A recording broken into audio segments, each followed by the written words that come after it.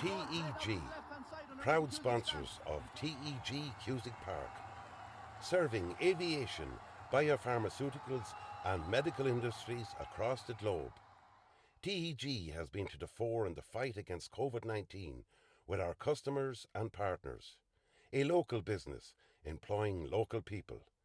Visit teg.com/careers to learn more. Wishing all our GAA patrons a safe passage through the championship.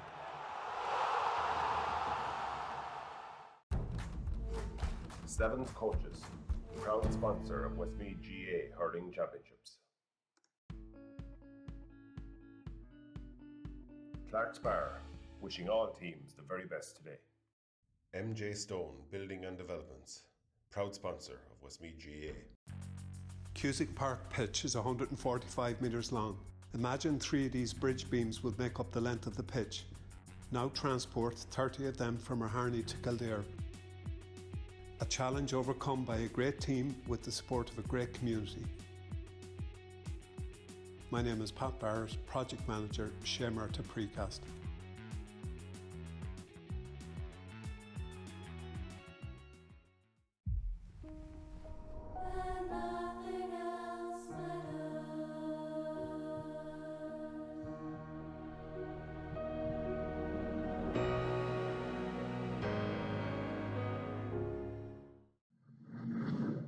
Line as he comes inside, takes it. Hot iron, and as soon as left, he's moved down, he's making his way back out. Good afternoon, viewers. You're all very welcome to TG Cusick Park for this, the semi-final of the Slevin Coaches Senior B Hurling Championship for 2025 between Delvin and Ringtown. I'm joined on co-commentary here today by Paul O'Donovan. Paul, as we look at the Delvin team who have just come out onto the field, sky getting a little bit grey over here, but other than that, conditions not bad. There is a bit of a strong breeze, but certainly compared to the weather that we've had, today is not the worst day to be playing hurling. Yeah, absolutely, Ray. Great to be here. Big occasion, Senior B semi-final, and as you say, thankfully Storm Amy has passed away and is gone. But there's still a bit of it left, as you can see. It's quite a strong breeze, Ray, down the pitch, and when you're down the pitch, it's quite strong. It's blowing into the apartment's end. And certainly whoever has that wind, it can be difficult to score with the wind, but it's certainly an advantage. You're playing against that goals. You'll want to get a big lead if you are playing that way. As we speak now, Ringtown just coming out onto the pitch, and getting their team photograph. As we say, big occasion, and Oliver Plunkett's, of course, waiting in the final for the winners of this match. And I suppose we had a scenario there leading into the match where in the last round, if Delvin had won their last match, they would have gone straight into the final, but it was Plunkett's that won it, so Delvin dropped back into the semi-final. And then we had the shootout between Ringtown and Crooked Wood to see who'd make the semi-final, which was great, and Ringtown narrowly came through that game, and in a high-scoring match, and that's how we're set up for today's semi-final, right? Yeah, no, it's a cracking game in prospect here, I think, as well. You just wonder maybe for Delvin, they were undefeated going into the last game, and they probably had their eyes set on getting straight through to a final, and you wonder now, will that defeat impact them? They're kind of back to the drawing board, have to re-look and everything, and face this semi-final. Now, they beat Ringtown in the corresponding game on a hugely high-scoring game, probably on the nice eve as well, Paul, if we go back to the summer, compared to what we're going to get here. But I can't see it being that kind of a high-scoring game here today. Now, I hope I'm wrong. It'd be nice if we did get a shoot fest, but I don't know. I was actually at that game, Ray. I was out in Killucan, and it was the fourth round of the championship, and Delvin were quite convincing that day. I'd have to say the standout player for them was Dean Ennis. He scored 2-12 that evening against Ringtown. He got scores. He scored a goal from a penalty, free 65s. He was the main man, and Ringtown really couldn't cope with them. Look, Ringtown suffered a big defeat that day, 11 points, and maybe that might benefit them. They know what they're up against today. They'll know that they'll have to mark Dean Ennis a lot closer. They know the danger men, and they'll be looking to get their own men on a few scores, like the likes of Mara Cunningham and Emma Corrigan and that. And if they produce, that's their best hope today, Ringtown, to mark their Delvin shooters a lot closer.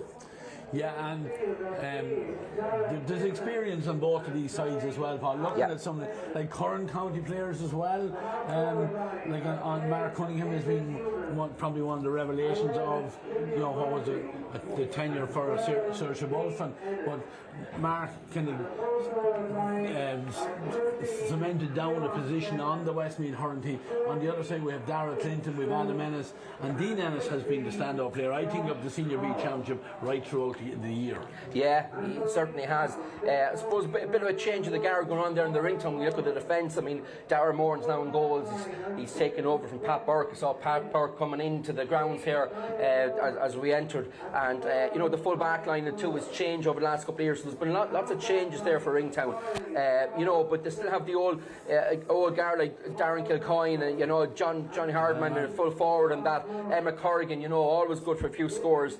And then, as you say, on the other side, look, definitely Dean Ennis has been the player of the Senior B Championship this year. He's been class, and it's great to see him back playing. Killian Murphy, another talented player too.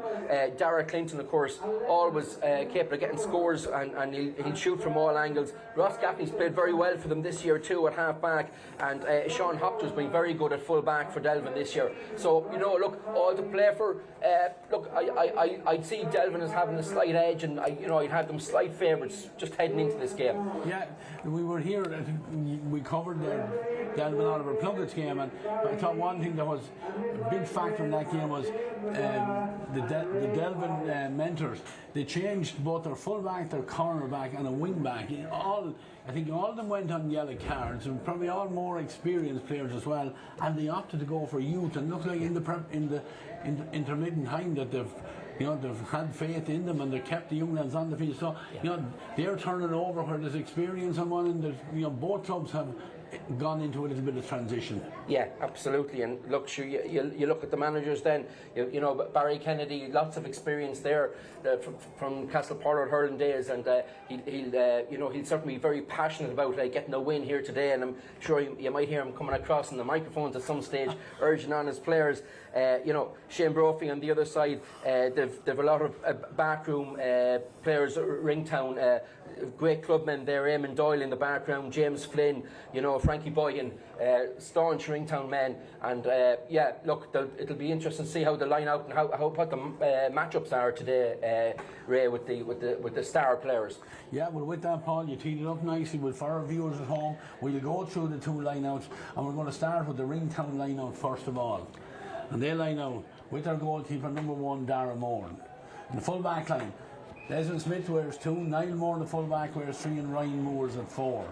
A half back line of Charles Flynn with 5, Paul Nangle wearing 6, and Kieran Moore at 7. Middle of the field today for Ringtown, the number 8 is Mark Cunningham, and number 9 James Boylan. Half forward line, Emmett Corrigan wears 10, Luke Moore the centre half forward wears 11, and Darren Kilcoyne wears 12. And an inside line of Ryan McCauley at 13, the ever experienced Johnny Hardiman at 14, and completing the Ringtown lineup, number 15 is Jason Moran. And Delvin, they line out as follows. Their goalkeeper, number 1 is Stephen Riley. The full back line, Adam McCormick at 2, Sean Hocker the full back at 3, and Jack Ford at 4. In the half back line, Paddy Farrington wears 5, Adam Ennis at 6, and Ross Gaffney at 7. Middle of the field today for Delvin, Dara Clinton wears 8, and Aaron Fenton at 9. Half forward line, Endon Newman's at 10, Killian Murphy at 11, and Dean Ennis at 12. And an inside line has Kieran Fenton at 13, Patrick Pikey Clune at 14, and completing the Delvin line at number 15, Josh Call. Our referee for today's game is Barry Nee. Both sides line up. I think we're going to have a minute's silence in memory of the late Noreen Sheridan, originally from Ringtown but who died during the week in Portmarnock. Noreen Sheridan Davin, who was originally from Ringtown. We send our condolences to all of Noreen's family and friends at this time. Our yesterday, Jorel, and Alan Dealer.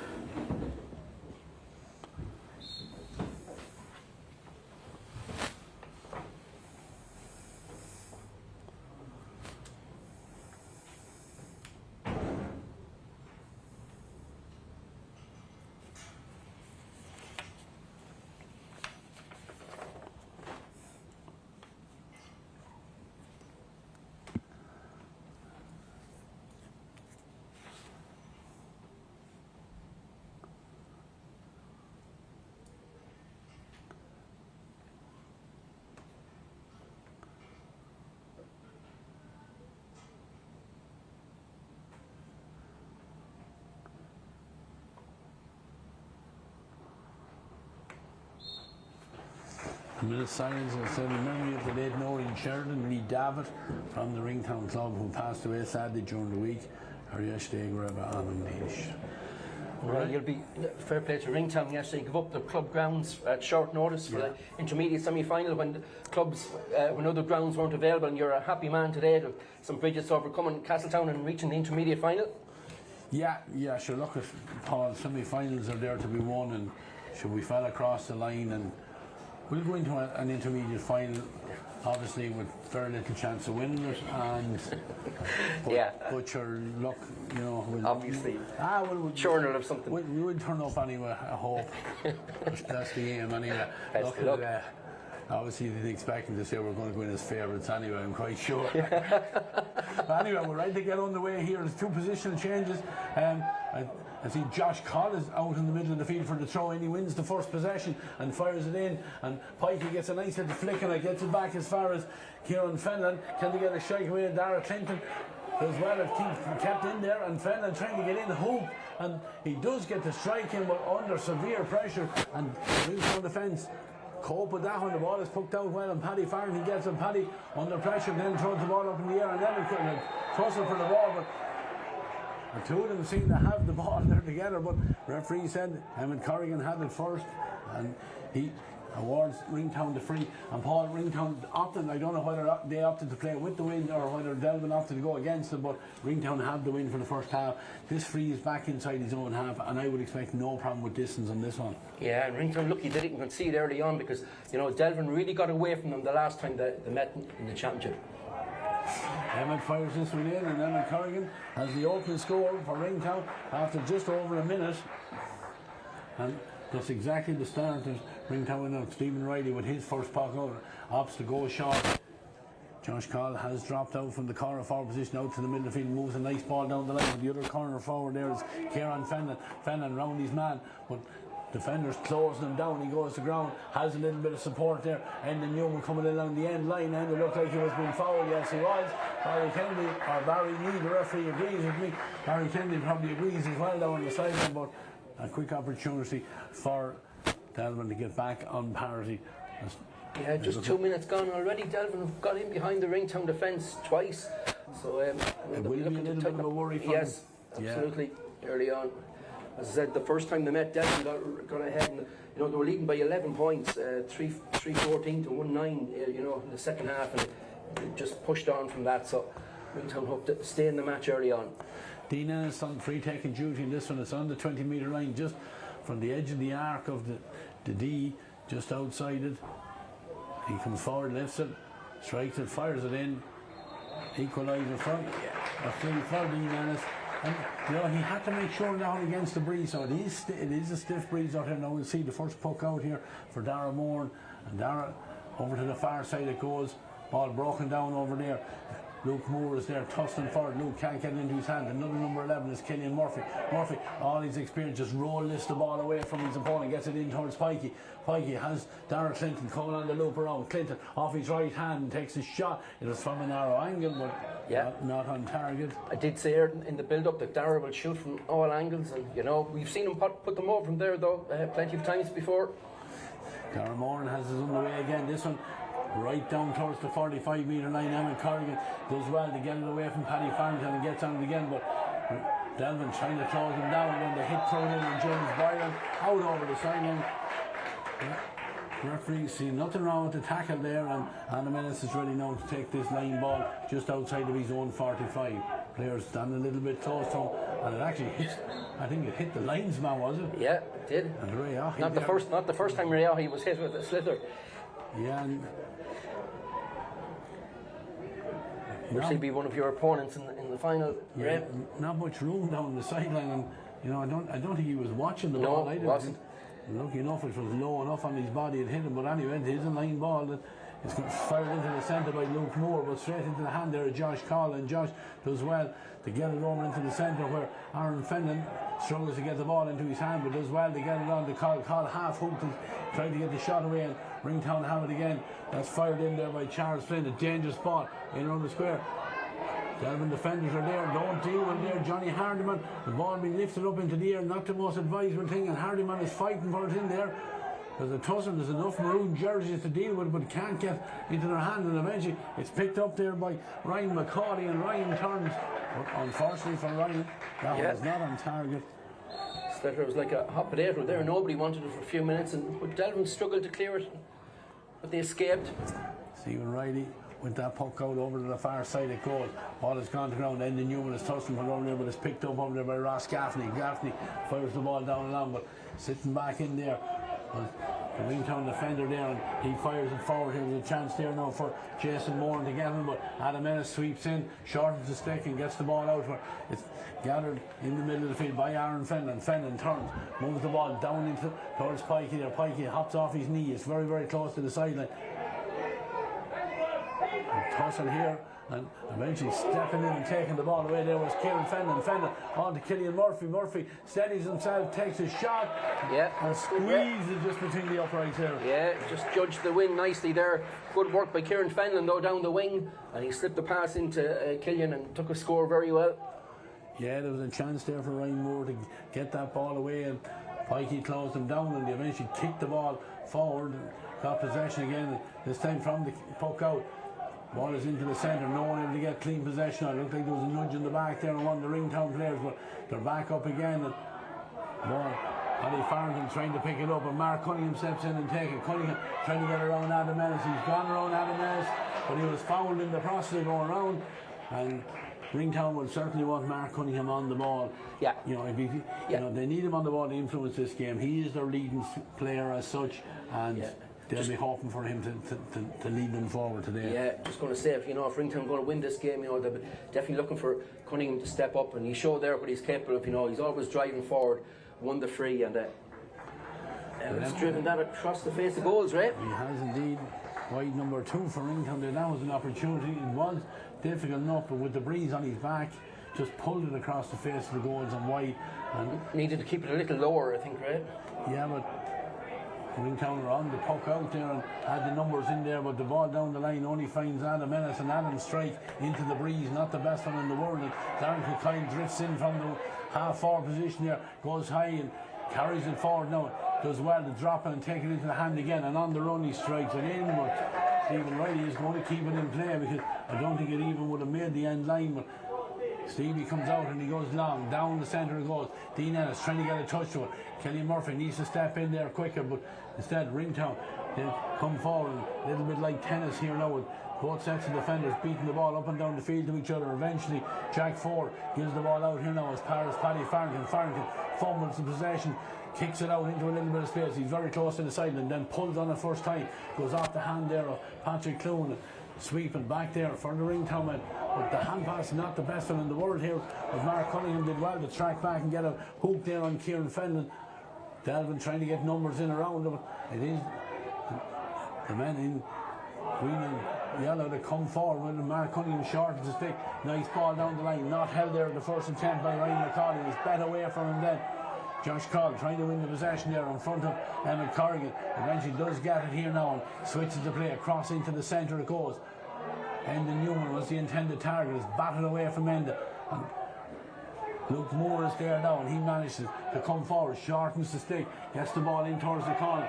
Collision in there, but good work there by Adam McCormick. When Adam gets it into his hand in the second or maybe the third attempt, trying to come out, does well, pops a little hand pass on to Paddy Farrington. Farrington hooked as he was trying to get the shot in. The ball is back then as far as Jason Moore, but then eventually find the shot coming in. I think that was Ryan McCauley with the shot there, but unfortunately for Ryan, faced the goals and wide.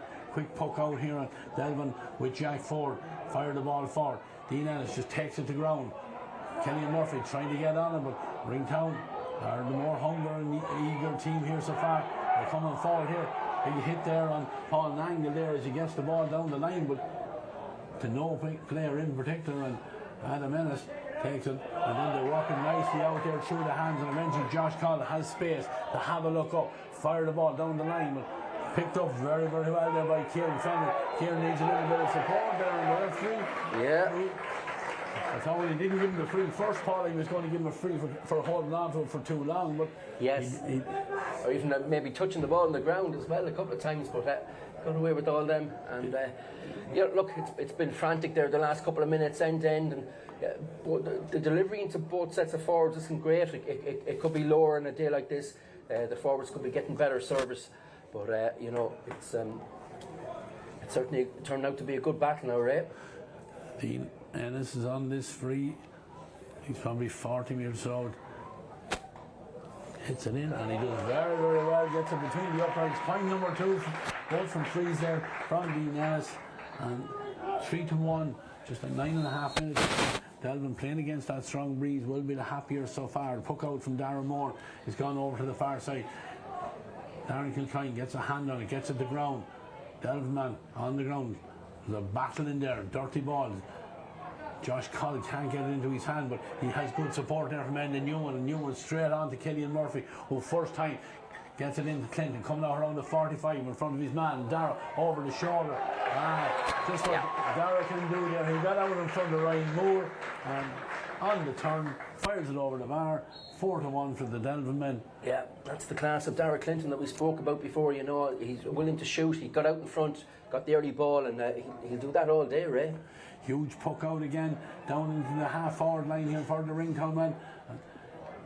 Paddy Farrington steps in and does well and gets a little hand pass on there now as far as Aaron Fenlon. Fenlon trying to step back in between a couple of Ringtown and ball, and he go to ground, pulled on, down along the line. It might work out over there for Ryan McCauley, but Ryan again doesn't get that ball into his hand at the first attempt, and there's a chance now for the Delvin men to come forward.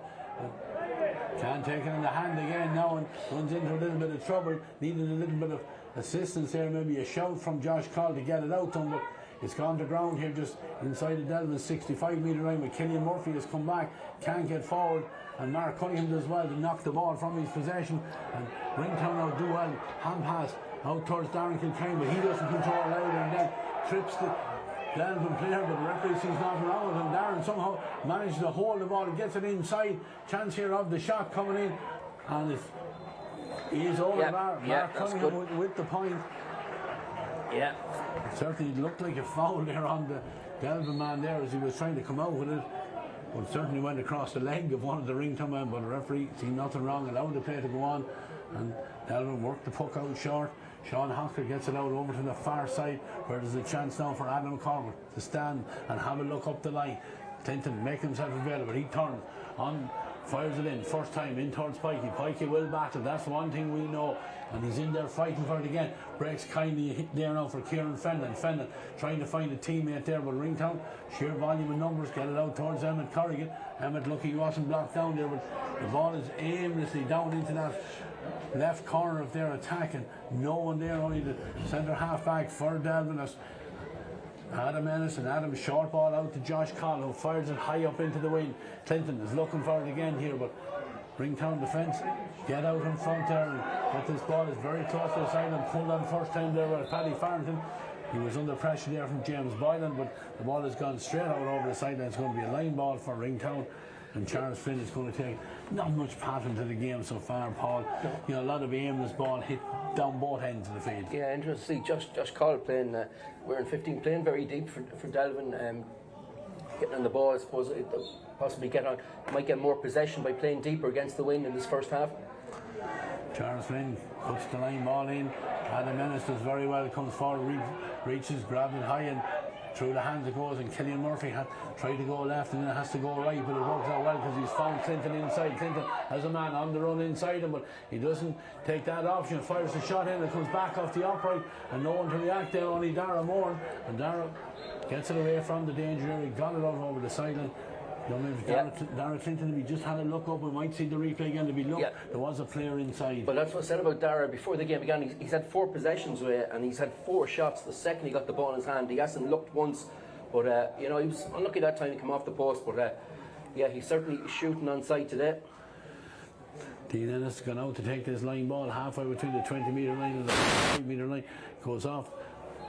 I thought the umpire was going to sing the white. I thought it did go off one of the Ringtown defenders. It goes out for a 65, and Dean Ennis heading out to take this one as well. We get a good look now. He had to drive the ball from about 40 metres earlier on just to get it, the distance. So this will test his ability now into the stiffish breeze that's there. Yeah, but it's quite a straight wind. It's not really blowing across the pitch, so he's central. Should be able to judge it. 42, we're just over 14 minutes gone this opening half. Delvin in the lead, Huff is 65 from Dean Ennis. He fires it in, but that one had the distance, but it actually just drifted across.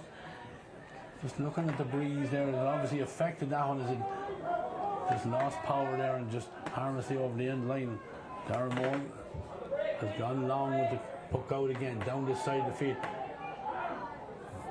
Luke Moore was there in the vicinity, but he doesn't win it, and Ringtown do it momentarily have it, but Mark Cunningham steps in and gets the ball. Mark tripped there as he was trying to get down the line there from Aaron Fenton. Yeah, Barry Kennedy becomes referee and separates Mark Cunningham and Aaron Fenlon thereafter. A little dispute over that free. But yeah, certainly again, you see Mark Cunningham for Ringtown. He's always driving forward, looking to get the ball in his hand. He likes to take players on, and you know, this is the second free he's won. The last one now, Emma Corrigan was wide, so I'd be hoping to get this one on target. Yeah, just outside the 45-metre line, but right behind it as he's fired it in and pulls it across. Left of the post again. I like that white number 4, Paul. And yeah, disappointed with that one. That's something, you know, the 2 frees that certainly should be getting, you know. Certainly that one was easier than the last one. Into the breeze, the puck out is knocked down, and Emma Corrigan is on the breaking ball again. Paddy Farrington trying to open very, very close to the side. The ball is not going out. Now it's out. And it's not Ray. I think that it went off the heel of Emma Corrigan. Yeah. Emma mightn't just agree with that there, but line ball. Yeah. Signaling it's going to be a Delvin line ball. Now Ray, I want to mind himself again here. He's watching it this time, Ray. Yeah, he certainly is. And this time Adam gets a good strike in towards Clinton, who has come out towards the 45-metre line, trying to kick it on ahead of him, but it's robbed there by Paul Nangle, and Paul looks up, sprays the ball across into the far side. Adam McCormick just waits for the ball to come to him, trying to get out, and then the referee indicates an arm over the shoulder there. Yeah, I suppose a player we didn't mention the build-up there, Ringtown, Paul Nangle, you know, he's solid for them in there. He's pivotal in their defence and driving some good balls out of defence. Yeah, free now for Adam Ennis back down just inside the arc, the 40-metre arc. So he fires this one high, he's hanging in the wind, looking for his brother Dean. Dean can't get a touch on it, maybe just does enough to keep it away momentarily from the Ringtown hand, but they do get it now, and the chance for Luke Moore to get it in turn. Referee is playing advantages. Luke carries it forward, then throws the ball out here as far as Emmett Corrigan. Emmett from just on the halfway line fires it in. It's a dangerous ball, shots are in. Yeah, great score, great work there by Luke Moore in centre field, and he was fouled, but Barry Nee gave good advantage and a fine strike by Emma Corrigan. And that's what Ringtown need now. Certainly need to stay in this game. Yeah, Jack Ford is available to take the short puck out, but ball into the centre, not the best one in the world, and Emmett Corrigan is on it again, and Emmett is going to have a look at the post, and he's shooting on target as well. That time it's inside the upright. Yeah. We're tied at 4, and 3 of them have come in the last 30 seconds or so from the stick of Emmett Corrigan, the Ringtown number 10. And certainly Delvin need to be shutting him down. Yeah, that'll give Corrigan good confidence. Avon missed the 2 frees. He's replied with the 2 from play there, and sides all level rate. 4 each, 18 minutes gone, but you know, Ringtown do have that strong wind. Puck out, drops on the Ringtown 65-metre line. There's a tussle here. Paul Nangle had no hurl in his hand there. The ball kicked out here, and Josh Call trying to get it, but it is Charles Flynn who comes forward. Here's the hand pass, and the ball now is with Mark Cunningham. And Mark, he stands, has a look at the post. And Mark Cunningham with his second point, and Delvin have turned a 2-point deficit and gone into the lead by 1 in the space of a couple of minutes. Yeah, great few minutes for Ringtown there, you know. And as I said, Paul Nangle really coming into the game, Mark Cunningham as well, and Luke Moore, and picked off some nice scores. Yeah. Oh dear. Short puck out there went to Jack Ford. Jack took too many steps with it as he was coming forward. Looked like he just got caught between 2 minds. Then eventually, by the time he shoveled past the ball away, the referee had blown the whistle. Free in, and another opportunity for Emmett Corrigan. Emmett has 1 free. He's had 2 from play. This one's certainly easy. of the couple of chances that he had missed from free that were close to the side, and this one well within his range. Yeah, he's got that one just inside the post, and this is a great few minutes for a Ringtown Raid. They've really turned it around. 4 points in maybe as many minutes. 6-4, just over 19 minutes on the clock as Stephen Riley goes long over to the far side. Darrell Clinton was under that ball. He got a hand to it. He was being fouled as he came down on top of him, and referee signals a free in for Delvin. This free going to be taken by Dean Ennis. He's probably halfway between 45 and 65, maybe 10 metres or so in from the sideline on the terrace side of TG Cusick Park.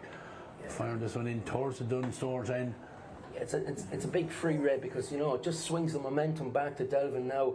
Ringtown had all the possession the last few minutes, got some lovely scores, and then this just kills it, kills the game and gives Delvin a chance to get a score back. So a needless free there by Ringtown. Yeah, Dean just taking his time here now, comes forward, fires in. It's certainly high enough on it. They're all looking up at it, and I think the signal is that it is between the upright. Yeah, good strike that. Yeah, back to a 1-pointer, 6-5, 20 on the clock is Dara Moore. Dara with the breeze on his back, he's going long at every opportunity. This one dropping on the 65. Ball taking the ground there. No one able to get clean possession of that. The hit comes in on Luke Moore there. Free. He was put out over the sideline. I'm not sure that the referee said he was pushed out over the sideline. It was a hard shoulder. Whether it was shoulder to shoulder now is the question. Just lost possession there. Just gathered it. It was probably a little in his back, Ray. He was bending down to pick up the ball, and that's probably why he was possibly off balance as the challenge came in. Chance for Emmett Corrigan now again to respond to that point from Delvin. This time he cuts it in, and this time it comes inside the upright, exactly what he was hoping to fire it at that left upright and let the breeze do the rest, and that's exactly what happened. 7-5, 21 minutes on the clock. Every one of his frees have just got inside that far post, Ray. He's not leaving much room for, not much margin for error, but he's successful yet again. Stephen Riley's looking for Clinton over on that far side again, goes through his hand, and Ringtown have the numbers in order, but don't get it up at the first time, and great fighting over there, and the Newman has a chance now going forward. He goes to the ground and he was fouled, and this will frustrate the Ringtown management. They're after coming down to get a nice score from the puck out. Delvin turn them around, going forward, and a needless foul given, and another chance now for Dean Ennis. If the opposition's going to score, you want them to work for their scores, and as you said, needless freeze rate, second in a few minutes. 7-5, 22 on the clock as Dean just outside the 40-metre arc, over on that far side of the field. Just taking his time, going through his routine now. He comes forward, fires it in, fires it high, and the 2-umpire signal. He's on target. 7-6, we're back to a 1-point game. Hasn't been as effective, maybe, Dean Ennis in general play so far as he was the last time when the sides met. Charles Flynn doing a good job marking him today, but he's successful from the free so far. Puck out again from Darren Moran, goes over the far side. The long arm of Luke Moore can't get that one into his hand. Adam Ennis blocked down over there. There's a tussle there, eventually picked up by Aaron Fenlon. Fenlon goes to ground and does well to get a free for his side there.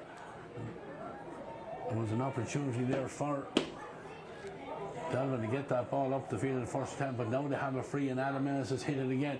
He's looking for Clinton coming out from that full forward position, and as on cue, just gets it under control, strikes it on the turn without even looking, but it's not on target, and they're frustrating wide. Yeah, absolutely. Out that time he actually had enough time to show a bit more composure and look at the post, but he just once again shot first time and drifted wide. Yeah, the puck out from Darmore and down this side. Tussle between Ryan McCauley and Adam Ennis. Linesman deemed it and went off the Ringtown man's stick, out over the sideline. Line ball just outside their own 45, taken by Adam Ennis in towards Clinton. Controlled it. This time he comes forward, has a look at the goal, but tries to bring a teammate into play here. That teammate there was the number 13 there, Kieran Fenton, but Kieran caught a little bit on his heels there and Ringtown do well because Emmett Corrigan is dropped back into his half-back line and has the time to get a long ball down. Adam Ennis goes to ground, didn't control the ball, and good work there now by Adam McCormick. McCormick inside where Jack Ford does very well to shorten the stick, but he's attempted to pass to find Josh Coll, only managed to find Luke Moore. Moore swings back around it off his right hand. Nice ball, but intercepted there. Good tracking back there by Killian Murphy. Killian being held, but gives the ball now to Jack Ford. Jack first time on as far as Josh Coll, who doesn't control it, and possession given away again. No one able to get clean possession on here. Ringtown should be favourites to get it this time. They do have it over there. Struggling there to get the strike away. There was Kieran Moore, but he does well. But Adam Ennis is sweeping back there, and he mopping up a lot of ball for his side. Gives it forward there now. As far as Ross Gaffney, Ross's attempted clearance, not the best one in the world. Dean Ennis caught in a ruck of players there. No one able to get clean possession. No one almost broke there for the Delvin as well, but couldn't get it away. And referee has looked on for long enough, and he decided, even though Ringtown were coming out with the ball, that he had blown the whistle and he's going to throw it in. He's throwing just inside of Ringtown's own 65-metre line. Yeah, you'd have to say, like, overall, the standard has been disappointing, Ray. The striking's been poor. I know there's a wind out there, but still, both teams' striking has been disappointing. Yeah, but Paul Nangle has dropped a great ball into the square here. Batted down there, and Paddy Farrington, lucky for Delvin, had read the situation well and dropped back in from the half-back line, picks up the possession, and they go through the hands here now to Josh Coll, who turns and fires down. He's looking for Patrick Clum. Patrick beaten to it, and the ball broken down. Ringtown have it again, but good work there by the Delvin. They prevent him coming over. Possession dropped again there, and it's a ruck ball again, but Ringtown somehow have it, and the ball fired out into a little bit of space here. Ringtown have it again, get it down the line. Nice control there from Evan Corrigan, a great dive and block there by Dara Clinton. Corrigan's next shot, half block down as well. It comes down the line. The linesman, I think Darren Ryder went off the hand there of Ryan McCauley, but certainly no lack of effort for both sides. Absolutely. We might have said, the standard mightn't be that high and the striking can be poor and it can be disappointing at times, but there's no lack of effort, as you say, and commitment. And you saw that block down there by Dara Clinton on Emmett Corrigan, and both men went at it again for the loose ball. So huge commitment out there from both sides. Result of it all is a line ball here just inside his own 65-metre line for Delvin. And Adam Ennis drilled down the line, and it's a good ball because Killian Murphy had drifted into a little bit of space. The ball then off the foot there of, I think it's Paul Nangle, and it's gone out over the sideline. And certainly a good gain of ground, as they say in rugby parlance, by the Delvin men. And Dara Clinton looks like he fancies this one from the line ball. Yeah, he certainly does.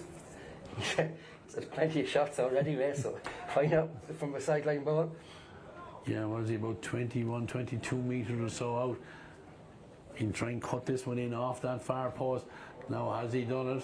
Yeah, he has, Ray. That's a lovely score. If they go over, they're lovely, beautiful sideline cut. Yeah, he just did exactly what he was hoping to do there. Just get a little bit of cut on it there, going in at the far post, but split the uprights. 7 apiece, 27 and a half minutes gone. Dara Moran has his underway again. Down this side of the field it goes. Emmett Corrigan is under, but he doesn't get it. And Paddy Farrington, using all his experience, sitting back there, wins the ball, gets it down towards Clinton. Ball goes off Ryan Moore there. Actually, off Dara, actually. Off Dara Clinton, yeah. He's on right on top of things. Line ball, Charles Flynn is going to take it. Just outside their own 45-metre line. 7 apiece, Paul, into the last 2 minutes or so. Delvin probably will be happier to against that breeze, but we've seen the difficulty of scoring down at this end with the breeze, so it will still take a big effort in the second half. Charles cuts the line ball. Dean Ellis had drifted right back, grabs it first time, fires it down the line. But good anticipation in there by Desmond Smith. Desmond clears it out long, but Dean Ellis goes high, doesn't hold it, and then it goes out over the sideline. Mark Cunningham is there putting pressure on it, can't keep it in place, so it's gone out over the sideline. Line ball that Charles Flynn is going to take again here. Yeah, Delvin certainly seem to have a lot of extra players here in the half-back line. I see Dean Ennis dropping back, and also Josh Coll back here, so they're mopping up a lot of loose possession. Charles, nice cut it is, down the line, goes off a stick there. Ringtown man, and breaks kindly there for Darren Kilcoyne, but a lovely little flick there from Jack Ford. And Jack does very well because he's won a line ball for his side, back down in the corner. Yeah. It looked like Darren Kilcoyne was getting away with it there, but it was a little flick in ball. Oh, yeah, Jack Ford, lovely. he's a young player, he's in, I think, just out of minor, and he did very well there, got the flick on it, and ends up with the break off the Ringtown man, out over the sideline, and Dean Ennis is going to cut. Down the line it goes. Josh Calder was trying to reach Lough, was off his hand out over the sideline. 1 minute of additional time, Paul. Yeah. That sideline ball wasn't too far away from Ray again. He must be a target down there. His line ball now for when we're taken by Luke Moore. He's about 43 metres out. Gets a nice cut on his, drifting into a dangerous ball. Adam Ellis attacks it, and that man Jack Ford, great defending there by the young man, gets it out there as far as Ross Gaffney, but they don't clear it properly. It's just outside the 20-metre line. They're tossing hard for it. It's picked up in there by Ryan McCauley. McCauley, knocked away from him very well by Ross Gaffney, but Ringtown in there, in the battle. Who has possession? The Delvin man on the ground, but I think it's Adam Ennis that does well to get the hand pass away to Josh Collin. Josh, a little bit of pace onto it, and they're gone out across the 145, and the ball fired on our Clinton comes, does well, gets in front of the Ringtown man. Then as he was trying to get the ball into his hand, it's knocked away from him. He's outnumbered 2-1 here. Does very well. Has his hurl held there as he's coming forward. The referee is allowing the advantage. The hand pass inside, I think it's going to come back, it will indeed.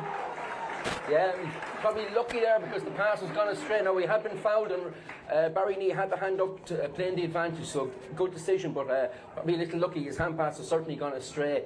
But, you know, Derek Clinton is clearly the target man there for Delvin. Every time the ball goes up, in fairness to him, he's getting out in front of his man. His first touch is good, he's getting into his hand. What he does with it after that, sometimes he hits some wayward shots and hasn't showed much composure, but there he did well, steadied himself, got off in a solo run, won the foul, and it's a free here now for Delvin. And you know, the final seconds of the first half here, they'll be looking for Dean Ennis possibly to pop this over and give them a 1-point lead going in at the break. Yeah, there was only 1 minute of additional time where just elapsed, so I would imagine this will be the last play. Certainly if it goes dead, it will be the last one. It's fairly central, right on the 65-metre line. He's into the breeze, comes forward, he lifts it, strikes it high. Now they're all looking over. I think he's got it on target, and he has indeed. Lovely score there from the Delvin number 12, and with that, Barry Nee, the referee, signals the half-time whistle. And that point from Dean Ennis, the lead score, 8 points to 7. Unfortunately, we're not getting the high-scoring game we had early in the year. Conditions are not allowing for a lot of that. And then there's more on the line here than just 2 points. The place in the Senior B final for 2025 on the line here. So I suppose players are tightening up a little bit. They know how much is at stake. But looking down at the Delvin mentors down there, they'll be the happier. Their team going in second off the field, they'll be the happier so far in the league. We can see the flags over their pond. This is a stiff breeze. Yeah.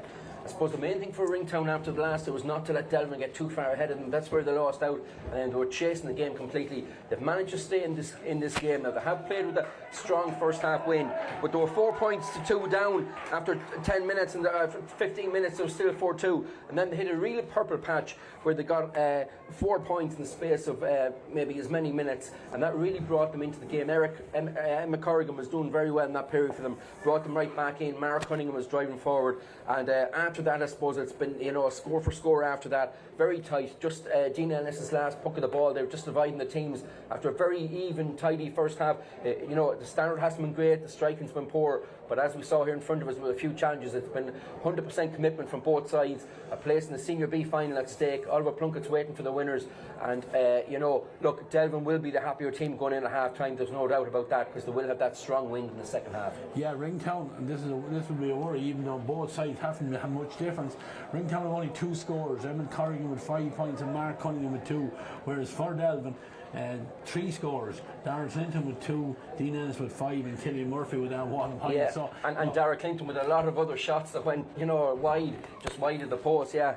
So yeah, look, there's no doubt coming into the game that Delvin have the greater options in attack and the better scores. But you know, it's a matter of Ringtown now managing the second half. They'll probably play maybe a sweeper or 2, and but they'll have to pick off their scores and take their chances when they get them. Yeah, lots of room for improvement, but hopefully hopefully it will improve in the second half. Myself and Paul are going to take a break here on commentary. We'll be back in good time. It's half time here in TG Cusick Park, where Delvin are ahead by the narrowest of margins, 8 points to Ringtown 7. We'll be back in good time for the second half. TEG, proud sponsors of TEG Cusick Park, serving aviation, biopharmaceuticals and medical industries across the globe. TEG has been to the fore in the fight against COVID-19 with our customers and partners. A local business employing local people. Visit teg.com/careers to learn more. Wishing all our GAA patrons a safe passage through the championship.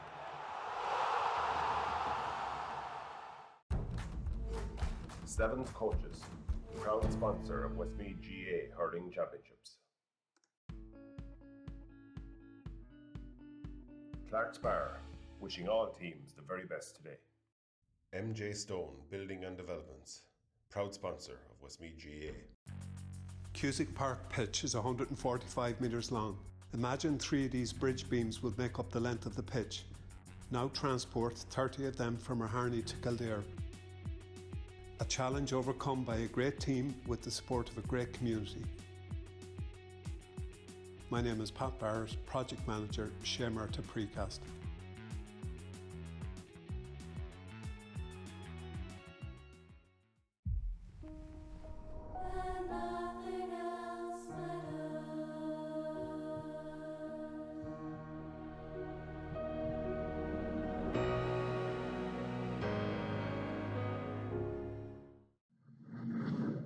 Line as he comes inside, takes it. Hot iron, and as soon as left, he's moved down, he's making his way back out.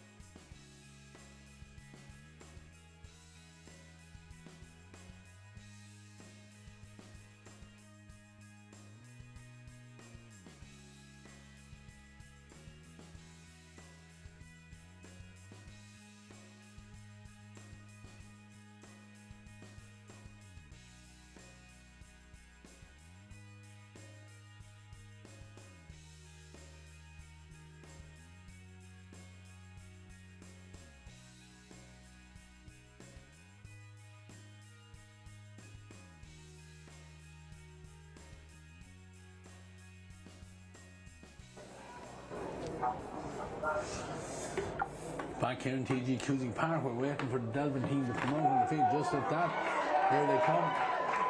Ringtown, the first team out. Great to see at half time, all the young kids pucking the ball around and and enjoying the day here. There were lots of kids out pucking the ball around, and it's great to see. Yeah, protocol in play here today. Two policy, one team, standing back. The other team, whoever is designated to go in first. Same thing, coming out as well on it. So it's good to see it avoids confrontation in the tunnel area. Delvin, I've got to make sure, Paul, that they get out of the blocks in the second half. The wind is not going to win the game on its own for them, because Ringtown will be putting up a hell of a fight on it here. Breeze is as strong as it was. Open referee. Yeah, if anything, it's probably got stronger since the game started, right? Raharney is over there. I don't know what he's just checking as he's looking across towards the tunnel. All these officials are in place. Yeah, four officials there, line's going to stay, and then he throws the ball and manages to make his way under the legs of all four players. Breaks kindly off for Aaron Fenton. Fenton comes back into the tackle, tries to get it out to Josh Call. Josh, with his first shot on target, fires it in, and gets it over the bar. Yeah, ominous signs for Ringtown already. Just 15 seconds gone, and Josh, as I said, who was playing a lot deeper in the first half, gets a score, great score, and look, you'd expect Delvin to maybe push on in the second half. It's an uphill battle for Ringtown. Yeah, but a great catch on the puck out from Luke Moore, and Luke, with 3 or 4 Delvin players hanging out of him, did very, very well. And important now for Emmett Corrigan. I know we're only inside the opening minutes or so, but it's one that they have to get all these right after. Yeah, the couple of wides in the opening half, couple of frees that probably would have expected to get. This one, his first real shot into the breeze, so he's half between 45 and 65. He is central, should be within his range, and certainly if you're going to win a semi-final, these ones have got to be going over the bar. He lifts it. Now with that, goes in low. It might just be as dangerous because Delvin don't deal with it in there, and Sean Hochter just got the ball out in front of him. He pulls one-handed again. At a minute, looked like it was a chop there on the ball. The referee doesn't see it. Battling there, Paddy Farrington kicks it out eventually out into space there, and Ross Gaffney lays it back as far as Jack Ford. Lovely pass down straight into the hand of Killian Murphy. Killian looks up. Clinton has gone into the inside line, takes the ball down. Patrick Clone is in and out of him. So is Kieran Fenlon. Kieran Fenlon gets a shot away, and Kieran Fenlon gets it on target. I said just before half-time, Paul, Delvin only had 3 scores. They've pushed that up to 5 now in the opening 2 minutes of the second half. Ball has gone over the far side from the puck out. Luke Moore looked like he was pushed there, but Paddy Farrington gets it for Delvin. It's gone down the line, very, very close to the sideline. Kieran Fenlon, the man who got that last score, takes it around his man and heads towards the 13-metre line. He's still carrying it forward. Then he drops the ball just at the important time there. Ringtown have the defenders in there sweeping around, eventually get it out over the sideline. Denson Smith, I think it was, the clearer, and the fight might have been Niall Moore, the full back, that got it away. But danger there as Kieran Fenton round his man, they just lifted his head to have a look, see what was on, and dropped the ball at the important time. Darren Clinton's gone out there again. He'll fancy this one after getting the point from a line ball. A bit further out this time, Paul. Yeah, it's usually this one's gone low along the ground, right? Yeah, but it's Ringtown to react to it first there with Kieran Fenton. Kieran lays it off first time to Dean Ennis, and Dean from a tight angle gets his first point from play. And as we said, going back to Emma Corrigan's free, you really need to get those scores and keep them in the game. That end up in Delvin getting a point at this end, and then they've got another one after that. So they really need to take their chances, Ringtown. Yeah, Darragh Moore as well with the puck out, fires it out. Ross Gaffney there was going to pull it on the ground, but Mark Cunningham has it with 3 Delvin men around him. Eventually he's robbed there by Enda Newman and gets it back there as far as Killian Murphy, who's gone deep. Murphy trying to find Patrick Clune here. It's very close to the side there. Ringtown Howard. Pikey ploughs into the back there of Kieran Moore illegally. Referee free out. Paul Nangle's going to take it close to the sideline. Paul, in a hurry, fires it over in the direction there of Emmett Corrigan, goes over Emmett's head. There's a chance there for Ryan McCauley to get it, but swept up there and by the Delvin defence, and eventually cleared long by Paddy Farrington down the far side, knocked away from Kieran Fenlon, and the referee said foul there on the Ringtown man, so foot race for the ball, free out just outside the D. It's going to be taken by Charles Flynn, I think it is, going to take it for his side. Comes forward, fires it, down the centre it goes. Ball broken inside, and Mark Cunningham has it. The one man, the Delvin, no one on the break. Carrying it forward, takes a shot. Stevie Riley gets a touch on it, deflects it over the crossbar. And the fancy Cunningham going low with that one there, Paul. It was a good opportunity. Goal scoring chances haven't been too plentiful in this game. Yes, we've seen him hit the net from that position before. But again, you know, he's the one driving the team forward, and you know, a big 30 minutes coming up from him if Ringtown are to do well here. Yeah, long puck out from Stevie Riley. It's gathered there by Darren Kiltine, bounces off. And Delvin man there and fires the ball out over in the space there. Paul Nangle almost went off without the ball, but he does well to get it up. Now there's another chance for Cunningham to turn around and get the strike in. They're all looking up at it, but unfortunately for Mark, that one just went across the face of the goal. But Mark, yeah, it was very close, very tight. Just when you do look in at Delvin and the attacking options, and you see Derek Clinton there on the edge of the square, you know, you do think they could get a goal or two before this game is over. Yeah, Stephen Riley has gone long with the puck out down to the 45-metre line, and the Newell shrugs off his man, has a chance to get the shot in. He's under pressure there, but needed to fire that one across at the left post there, but he was under pressure. It's awful easy to score them from here, but young man under pressure there just couldn't get it on target. Puck out again. Darren Moran, 11 to 8. Delvin in the lead by 3. As his puck out has gone over the far side, knocked down, and Dean Ennis onto the breaking ball, fires it in. It's going in high. Darren Moran is looking on. I think that one is on target. Yes, probably the best score of the day. Great strike by Ennis. You know, he needs very little room out in the left. Judged the wing perfectly. Great strike, and gap out to 4 points now. Yeah, and he was quiet from play in the opening half. And he's come into it in the second half. Great puck out from Darren Moore. Almost threaded the eye of a needle there and got it out to Kieran Moore. But the ball down the line, won by the Delvin defence, but it's going to break in the middle of it all. Mark Cunningham sticks the hurl on the ground. Has a bit of support there from Paul Nangle. No one able to get clean possession. Fighting for it in there is Aaron Fenton. But eventually, Ringtown come away with it. Ball is fired in low. It's a dangerous ball in towards the D. Broken down inside. Adam McCormick doesn't deal with it first time, but then it breaks kindly, and Josh Cott, quick hands, fires it down the line. Chance here now for Delvin men on the attack again. Piking through. Putting his man under severe pressure. And the Newman has it ended, heading towards goal. Can he get the shot on? He does. He was half hooked there, and Darren Moore as well, but then trying to get a bit of a fresh air. Somehow manages to get it, but kicks it out over the end line. Yeah, I suppose Patrick Clune doesn't get much possession, but you know, when he gets in around the ball, you know he's there, and you know a nice little hook there first to win possession, set up Enda Newman. He was in goals there. He was hooked. He probably half hooked. Patrick Clune coming in again on top of Darren Moran, but both of them missed the ball before Moran got it out over the end line. And a bit of a panic there in the Ringtown defence, I suppose. But you know, they've survived that, and going to face into this 65 now. But Dean Ennis has been in great form, and there's every chance he'll put this over. Yeah.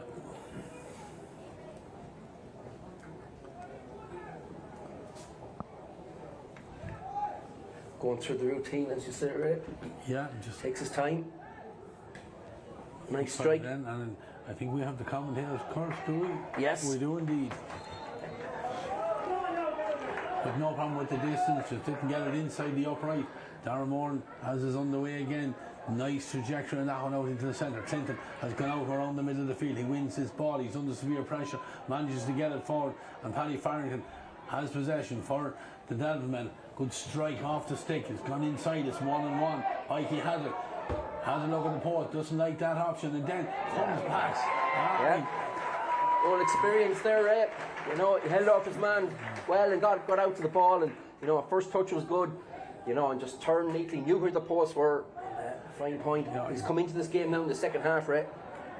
I know Pikey very, very well from my time out there, and he's an absolute dream to work with. A man, nothing is ever a problem. He's carried an injury into this game. A lesser man would not have togged out, and you know, he will do it for the cause.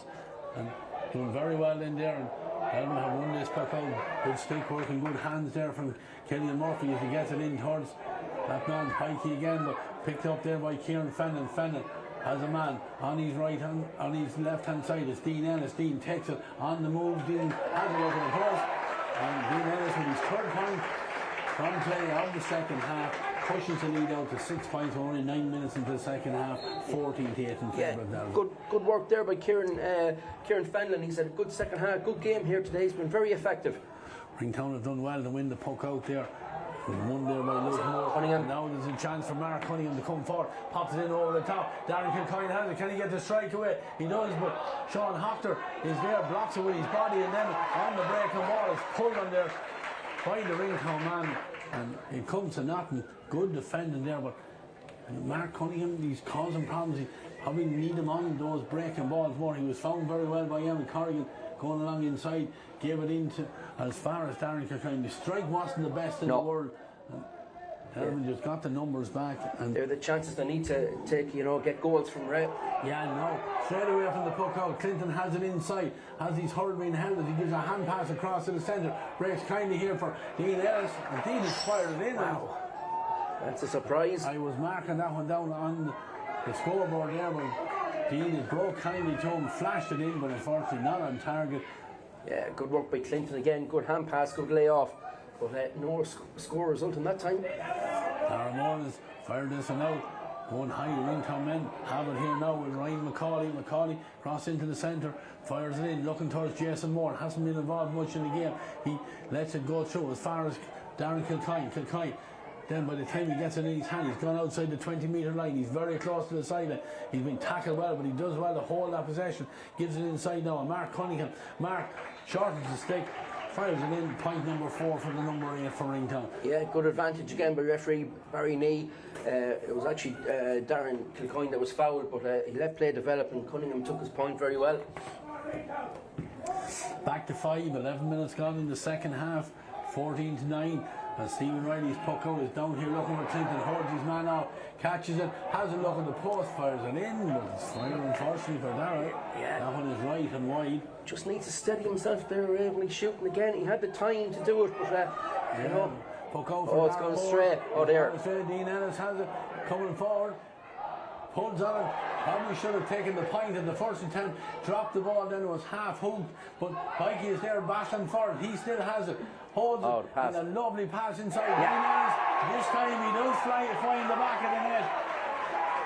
Well, it was all about that man, Pikey, that time, wasn't it, Ray? I mean, the chance seemed to be gone, but, he collected possession, he won it back, recycled it, and a lovely hand pass back out to Ennis in the back of the net. You just see there where he worked it up, worked his way back. The pass doesn't seem to be on. Excellent vision, and a lovely finish to the net. Yeah, and from the puck out, Killian Murphy has gone back there. He's gone to ground. He has the ball in his hand. Gives it on now to Josh Call. Josh, short little pass on to Clinton. Clinton tackled down the centre. Gets a bang. I think there's going to be a head injury here, so the referee is going to hold up the play. Yeah, two Delvin men on the ground. JP Farley on the double. In he goes.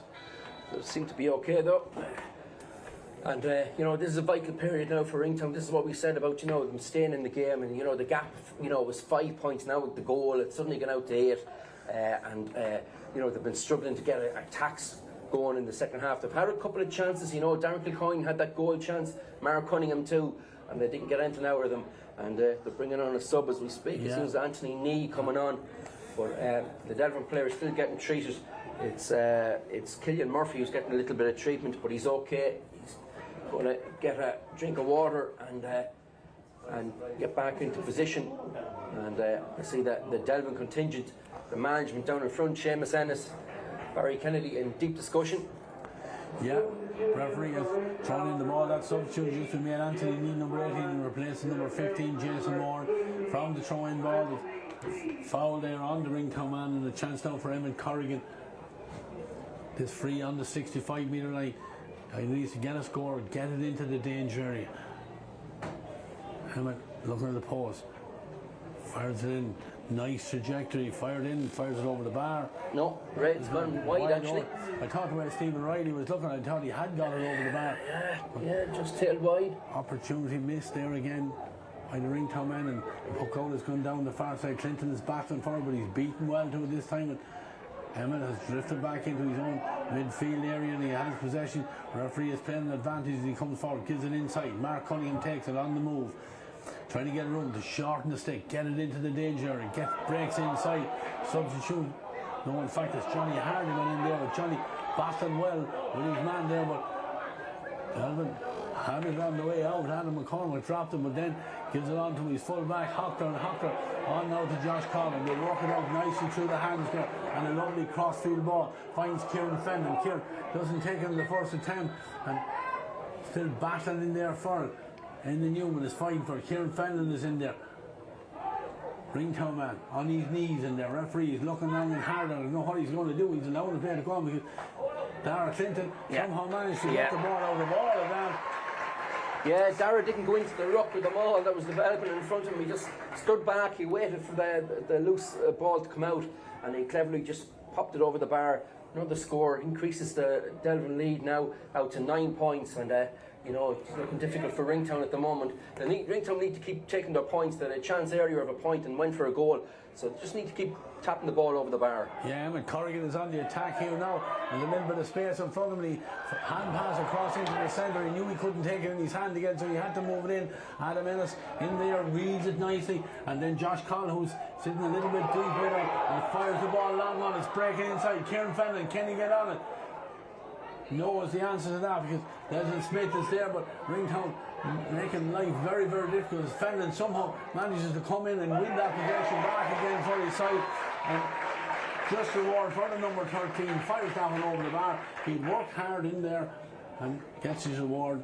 Yeah, again, Emma Corrigan a chance at the other end. Just need to pop that ball over the bar early.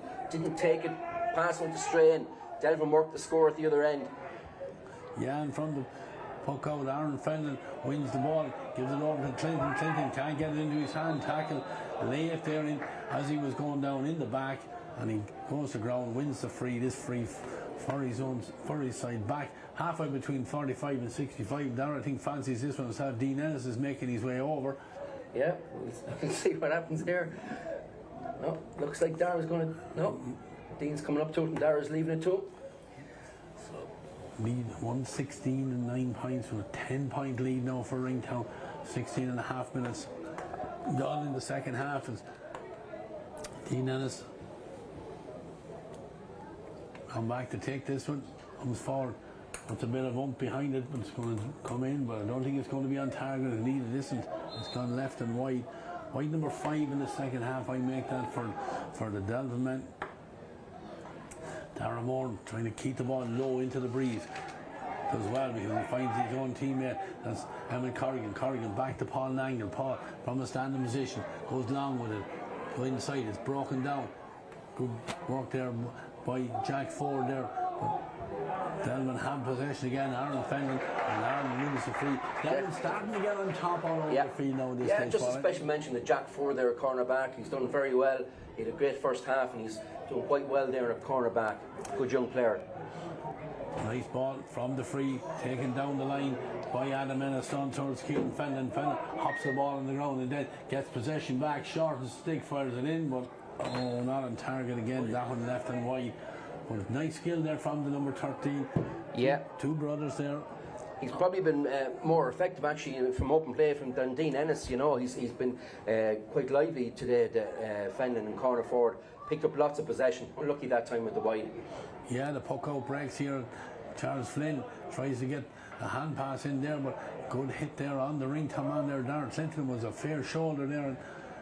Delvin have possession one again on the ground over there as Aaron Fenton. Fenton doesn't win the free and Ringtown have possession again, but again making them like very awful for themselves.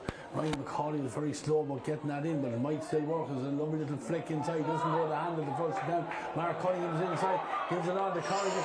Big hit by Adam Ennis, and Corrigan goes to ground there, but certainly with a case there, a thou shalt not pass. Adam Ennis with a big hit on him at Corrigan there. It was 1-on-1 in there, but defender, you know, he'll take one for the team there. Caught him a little high, I think. Yeah. Corrigan was probably going down to pick up the ball or just dropped it, and good nice hand pass out to him. Darren, it's just a little high. And I suppose, Adam Ennis picked up the yellow card from Barry Knee. McCorrigan getting a little bit of treatment, just trying to find out where he is at this stage. The helmet off, so he's probably going to have to go off. Is that correct, Ray? For the rules, yeah. He's just checked with Barry. So it's probably Mark Cunning probably going to take the free. Yeah, and let's see. Hold on. He's not going. No, he's not going. I think the yellow card was given, was not it, Ray? Yeah. The yellow card was given, so I think his helmet's broken at this stage. He's looking for a new helmet. Looking for a new helmet now at this stage. It's not doing their cause any good either, Paul. They need to, get this ball either over the bar or whatever. Yeah. Time is not on their side. We're into the last 10 minutes or so now at this stage. Yeah. New helmet is brought in.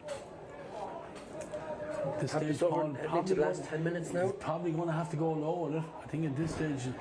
1, 2, 3. Yeah, I said four earlier they should have taken their points. Yeah, I think when he's brought the ball back, it looks like he could be lining up for a goal. Needs to be a daisy cutter if he is. Let's it. Strikes it. It's funny. He drove it powerfully, Ray, but it was still at a height that it was always going to go over the bar, so I'm not quite sure what the intention was there, but they've got the point anyway. Yeah, 116 to 10. You need to start getting that scoreboard moving again. They've really struggled in this second half against the breeze to get scores. Stevie Riley down there in the goals for them. He'll be in no hurry with the puck out. He does eventually fire it down this side. It hops kind of down. Clinton is out. Has Dean Ellis off the shoulder. Just pops it into Dean. But Dean runs off without the ball. Clinton is still there battling for it. He lifts it. Gets hit in the back. But sheer numbers here now for the Delvin man. They have a good tackle there by Killian Murphy. Two number 11s coming together there. Luke Moore goes to ground. Battle there for the ball. Who has it? It is Ryan Moore. Luke Moore. Luke did very well, but then his pass goes astray and puts his team under pressure. Pulled on first time there. And handling errors all over the place there because there was a chance for Aaron Fenn and the ball seemed to pop nicely up for comedy of errors there, Ray. Both teams, nobody taking possession of the ball cleanly, and Luke Moore actually came out with the crowd of players with the ball, and then his hand pass went astray, caused more problems for his defence. And eventually Ringtown got the free, and as we speak, Delvin make a substitution. Plays have gone on, and it's Paul. Dean Pine and the man that's come on, and it's Ending Newman has made his way off. Over on the far side, there's an opportunity here for Mark Cunningham. He fires that one in. That's a great strike, Ray. Great point. Probably gone unnoticed between the substitution and that, but that was a fine strike with Mark Cunningham out in the far wing. Just narrows that slight little bit. Stephen Riley again with the puck out for Delvin. He goes long, right down the centre. Goes, hops nicely into the midriff of Garrett Clinton, and Garrett, without having a look, just turned. We've said that more than once today, but that time they look good when they go over the bar, and that one was straight between the posts.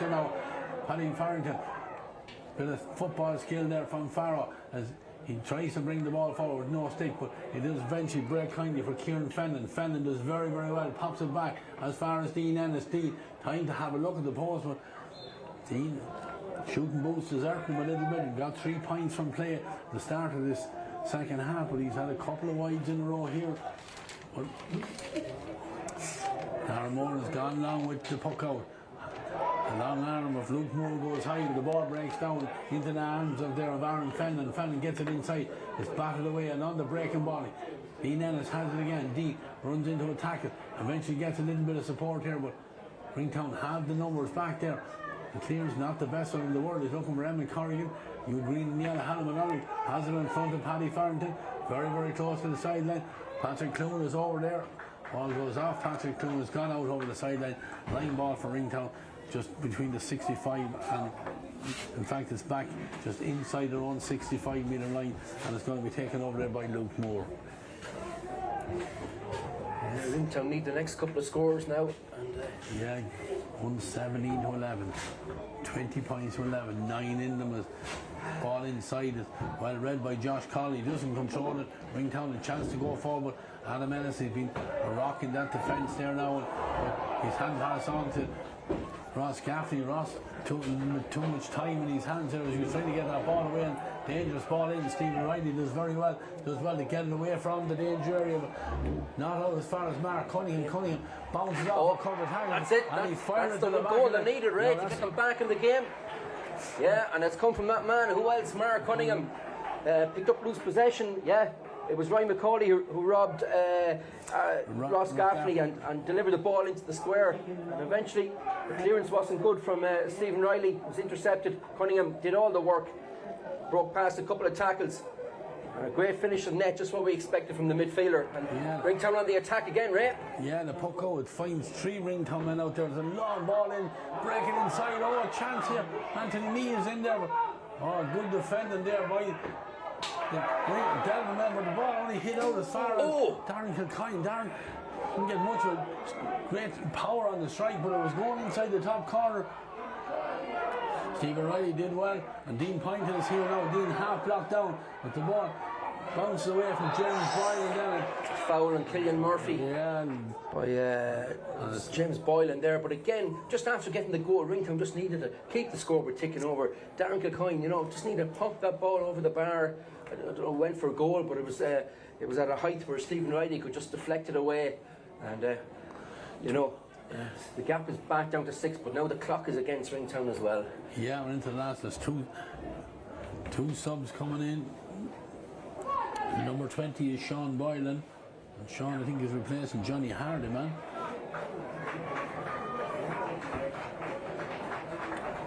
Yeah. John's probably been starved of possession up there in the full forward line today so far. I think James Boylan has been replaced by the number 17, Owen Harper. Yeah. But we're on the way again because Dean Ellis is out there to take this free for his side.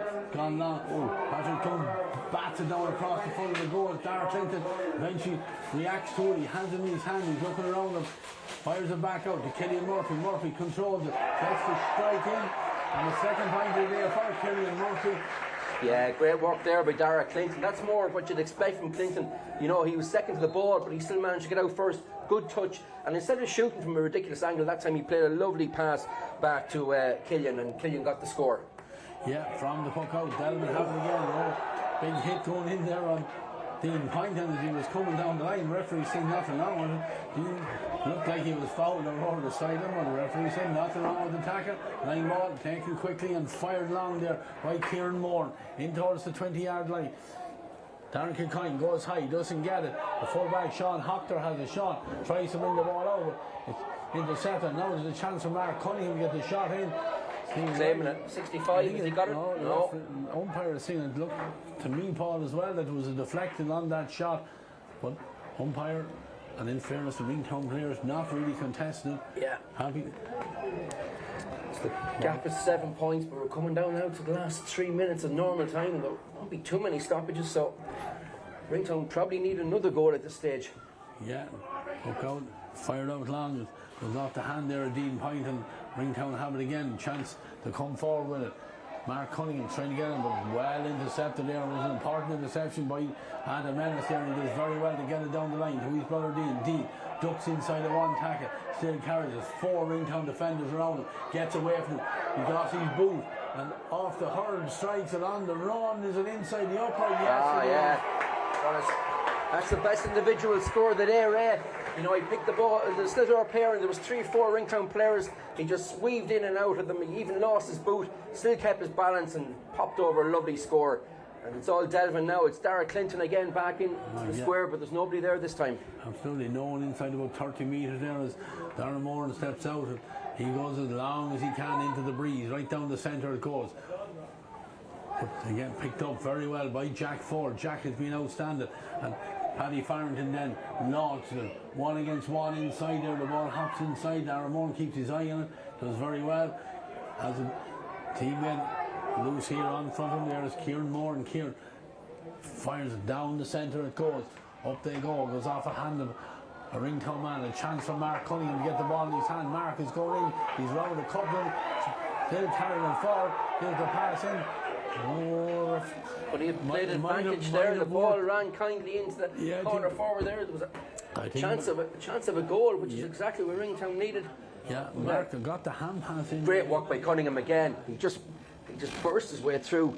Lovely skill. Picked it up. Took on the entire defence. Got by Jack Ford. And was it? Yeah. No, he went pass Barry inside. could have just let that just develop and just see what was going to happen. And at the other end, one of the Ringtown players is down here getting cramp, getting treated for cramp.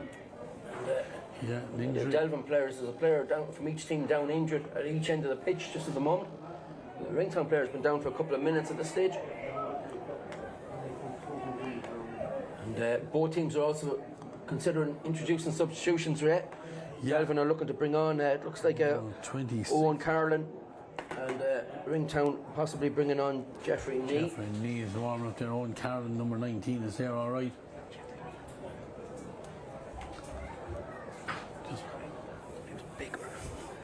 Yeah, and the Delvin player, I don't think the injuries are serious, although the Ringtown player has been helped up, I think, at this stage. Yeah. Delvin do bring that sub on now. Owen Carlin making his way on. Patrick Clune, I think, is the man that's going off. Yeah, he's had a great game for Delvin. He really has. You know, Trojan workhorse. As you said, a joy to play with. Knows the game inside out. Very effective. And getting a deserved round of applause from all the Delvin faithful here. We'll be certainly looking forward to the final now, Ray. Delvin 8 points ahead, and we're into injury time. Yeah. Jeffrey Lee has replaced Niall Moran, so it's more important now as Delvin, full confident with players back on their feet. It's going to be a free for Ringtown on the 20-metre line. Driven in low, Stephen Ryan does very well there. The shot from Emmett Corrigan, he did well as it was bouncing on the astroturf. Kept his eye on it, kept the body in front of it, kept it out of the net. That's the most important thing. Clears it out over the sideline. Line ball is going to be taken by Charles Flynn. We're just waiting to see what addition time is going to be played because we're a minute over. Yeah, Bangigunny announces that there's 3 minutes of injury.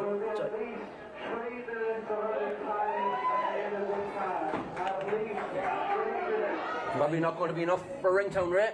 No, the line ball was taken there by Charles Flynn and it was cleared out there by Owen Carlin.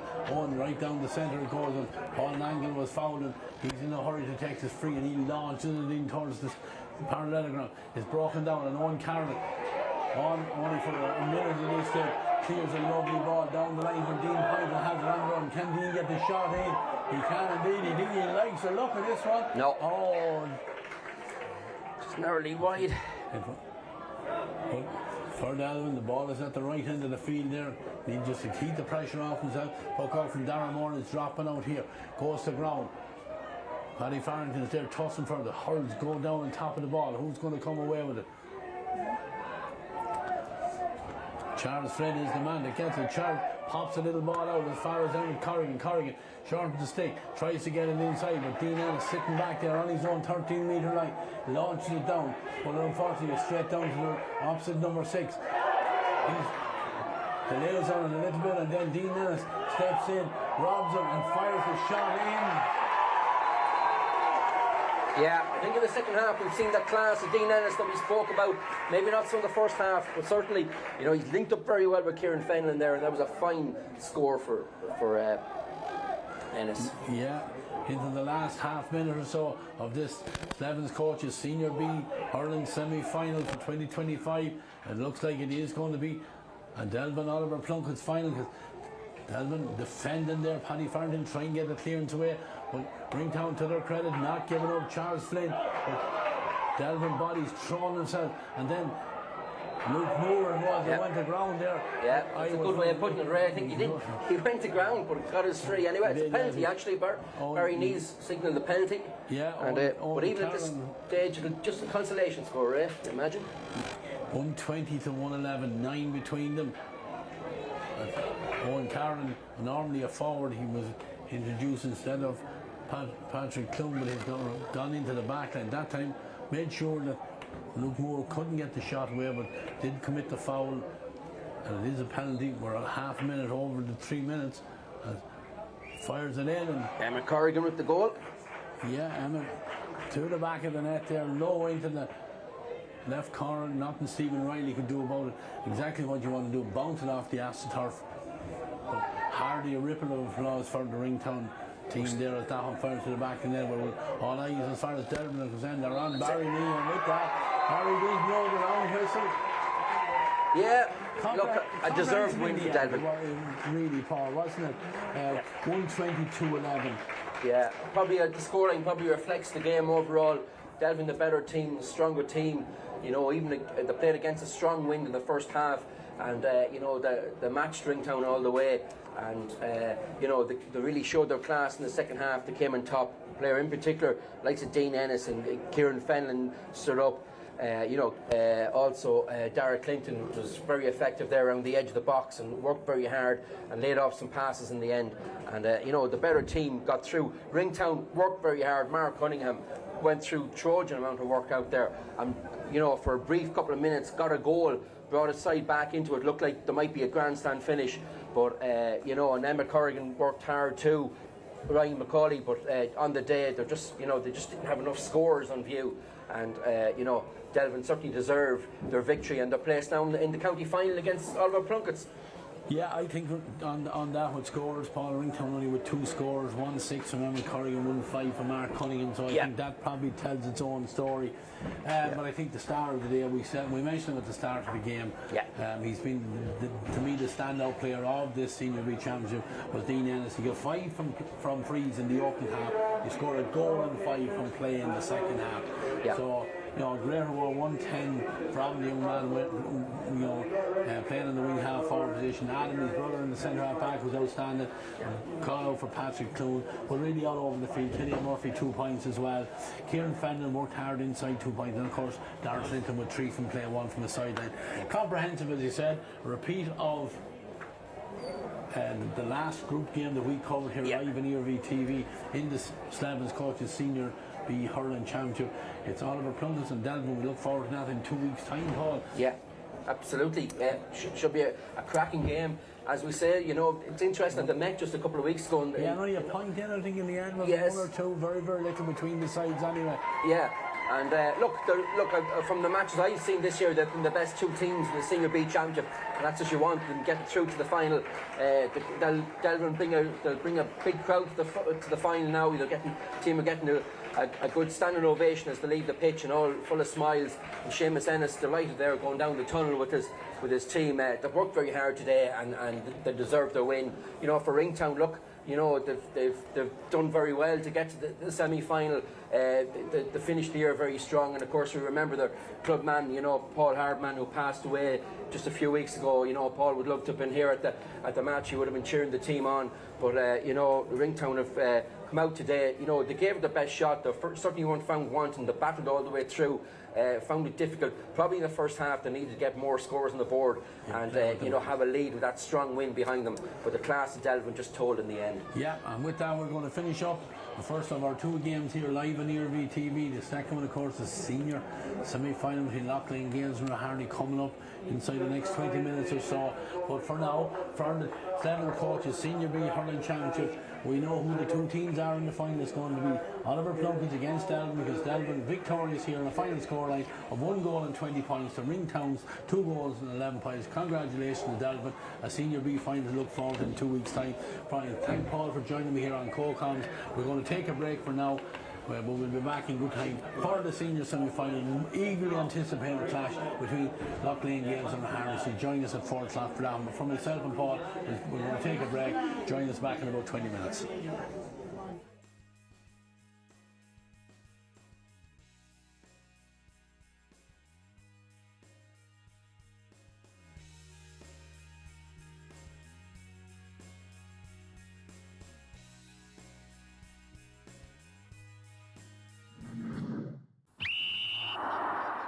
TEG, proud sponsors of TEG Cusick Park, serving aviation, biopharmaceuticals and medical industries across the globe. TEG has been to the fore in the fight against COVID-19 with our customers and partners. A local business employing local people. Visit teg.com/careers to learn more. wishing all our GAA patrons a safe passage through the championship.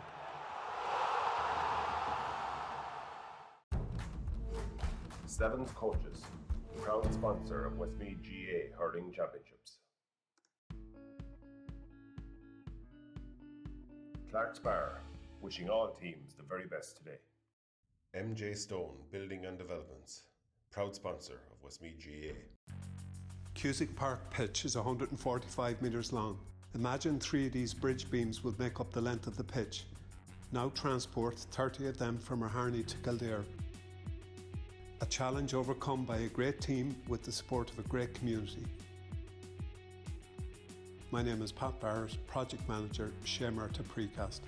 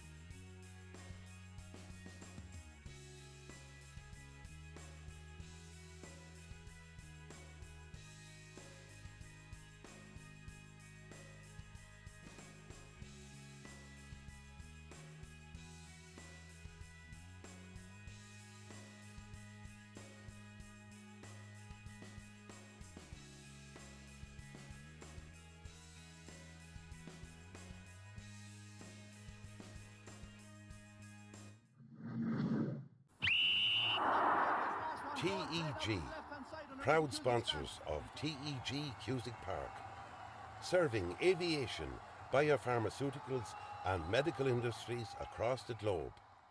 TEG has been to the fore in the fight against COVID-19 with our customers and partners. A local business employing local people. Visit teg.com/careers to learn more. Wishing all our GAA patrons a safe passage through the championship.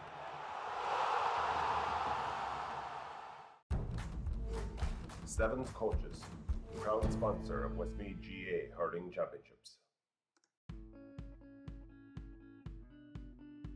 Clark's Bar, wishing all teams the very best today.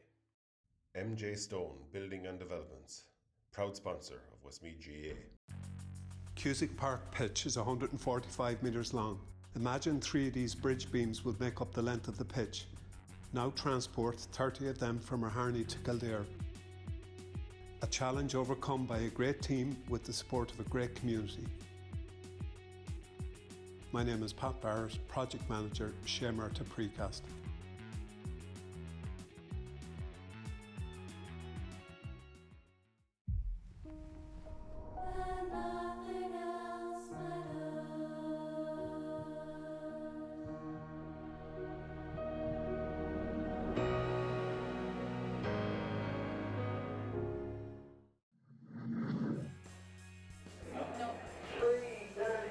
Welcome back to TEG Cusick Park. We're almost set for the Slevin's Coaches Senior A Hurling Championship semi-final between Lough Gaels and Raharney. I'm joining co-commentator for this game by Pat O'Brien. Pat, of course, has a big interest in this, but his club, Castletown are in the final already, awaiting the outcome. Pat, we're hoping and expecting a ding-dong battle here. Yeah. Well, look, we're due to get something strong that way as regards, quality. Because in all fairness, I suppose the competition hasn't really took a light. Apart from maybe the first game with Castletown and Lough Gaels, it has been disappointing games up to this. But you'd be hoping, look, it's a semi-final, it's a once-off. There's two very strong teams. I suppose Collinstown on paper have been, going the better, but Raharney, you would imagine, have a kick in them at some stage, and today is the day that they really have to step up. And if they do step up, they're going to make life very difficult, I would imagine, for Collinstown. So it's an intriguing competition to finish out, to see who's going to go into the final to join Castletown. The day itself is not bad for October. I mean, the 3 previous days have been very, very wet and windy and whatever. It's a little bit of a breeze, all right, but it's dry and the conditions have dried out. So we'll be hoping that, look, at the two teams bring their A game and get stuck into it and have a good game. Pat, knockout hurling brings that little bit of an edge to it. We play group games, it's for 2 points, all right, a little bit of shadow boxing, a bit of jockeying to see who gets where and whatever. But now, one of these teams, there's going to be no hurling for the rest of the year. So that brings its own little bit of a bite and intensity into these games. Yeah, absolutely, naturally enough. Like, at the end of the day, this is what you're gearing for. Like, I mean, you could do all the hurling you like and you could be in a semi-final and you could just scrape into it and you still be in a semi-final. So, as I said, Collinstown have played the better hurling up to this. Raharney have, I suppose, spluttered along the way, but they got into a semi-final. But they're a dangerous animal in a semi-final, Raharney, because they have been there on numerous occasions. They know what it's like. Collinstown, this is their 3rd semi-final in a row.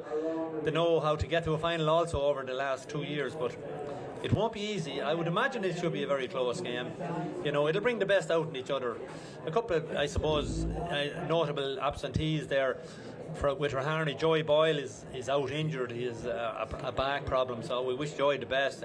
He's not even on the panel, I think, today. Owen Daly is not starting. I'm surprised at that because Owen is a fine hurler, a huge big man. Possibly maybe Joy wants to look at finishing stronger than starting, so I don't know. But you'd be hoping, Robbie Greville, this is his first game back. It'll be interesting to see how he performs. He got a very, very serious hand injury earlier in the year. He played no hurling up to this. This is his first outing. Difficult to know how he's going to perform. I'm sure they have tried him out, and maybe in a challenge match or in practice matches among themselves. But we'll see as it progresses. But Raharney have that little bit of ability and youth and speed work, but they just have to find their mojo, as they call it, in other sports, or whatever that really means. But they have to click, and if they don't click today, the season is over. Yeah, they're at last chance saloon. They are in the semi-final. It was an improvement from last year. Remember, they didn't make the knockout stages last year, so look, they have plenty of good hurlers. We know all about them. We're going to go through the two lineups, and there'll be so many names that our viewers will be familiar with. But anyway, we're going to start with the Raharney team, and they line out as follows. Their goalkeeper number 1 is Aaron McHugh. The full back line, Conor McHugh wears 2. The full back, Jamie Mulcairns wears 3, and Luke Darby's at 4. The half back line, David Hickey's at 5, Rory Keys is the centre half back at 6, and Gary Grable at 7. Middle of the field today for Raharney, Cormac Boyle wearing 8, and he's partnered by Robbie Grable wearing 9. In the half forward line, Callum McHugh wears 10, Killian Doyle the centre half forwards at 11, and Eamon Cunningham at 12. And an inside line has Devin Hill at 13, Owen Keys at 14, and number 15 for Raharney today, Kieran Doyle. Lough Gaels, they line out with the goalkeeper Noel Connaughey. Full back line, Dara Daly at 2, Dan Higgins the full back wears 3, and Dara Quamer at 4. Half back line is Philip Riley at 5, Niall Daly at 6, and John Egan at 7. Middle of the field today for Lough Gaels, Brendan Doyle and his partner Shane Williams, who wear 9. In the half forward line, Derek McLeish at 10, David Williams at 11. There is one change to the team listed by Lough Gaels, where at number 12 Jason Malone doesn't start, and he's replaced by number 18 Thomas Kennedy. The inside line, Aaron Kennedy at 13, Tommy the Jogger Doyle the full forward at 14, and completing the lineup for Lough Gaels, number 15 Marcus Kennedy. Our referee for today's game is Alfie Devine from the Castle Pollard Club. So Pat, a couple of absentees. I think it's Darren Finn not starting for Raharney. He's the team captain. Don't even know is he on the list of subs. Yeah, he's there all right. I'm surprised to see him not starting. I'm surprised to see Robbie Coyne not starting. Possibly Owen Ahern is another good option as a very lively forward. Brian McGrath. Raharney's panel looks strong enough, with possibly a better finish to maybe some of the starting 15. Also on the other side, like Owen Daly and Jason Malone. Jason Malone is a very versatile player as regards he can play both in defence and in up front. So yeah, it's a bit of a surprise. Jason Malone seems to be a little bit of an enigma for the Gaels. He starts some games, taking off. He doesn't start others, comes on as subs. Today, obviously, we're not prone to know what goes on in training or anything like that, but obviously Joey Williams knows his players better. But a lot of big players here, a lot of pressure on Tommy Doyle and David Williams in the centre of that attack for Lough Gaels. Shane Williams has been excellent all year. Brendan Doyle has been a kind of an unsung hero as well. But there's power in both panels there as well. You've listed some of the lads that have not started as well.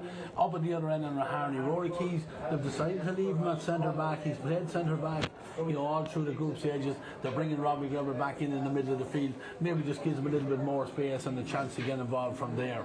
Yeah, well, you'll see what Raharney will do. Raharney will like to play with a sweeper. What will happen there is Robbie Greville will slot straight back into centre back.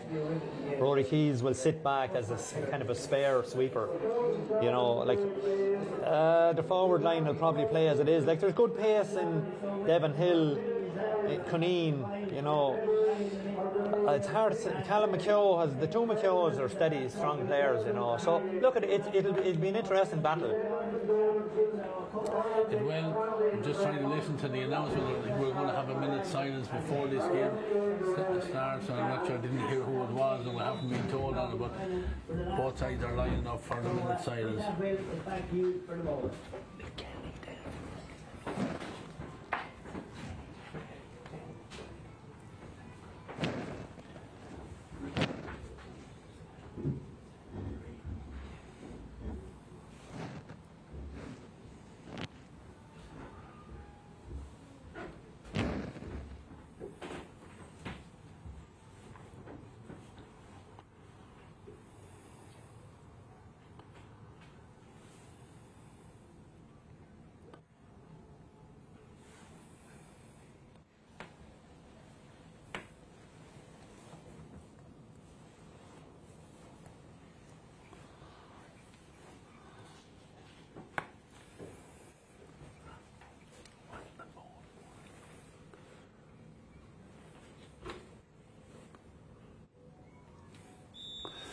A minute silence just for the foreman's memory of the late Mick Kenny, former president of the Delvin club, football and hurling. We're going to wait now for Raharney Levine as both teams stay lined out in the middle of the field.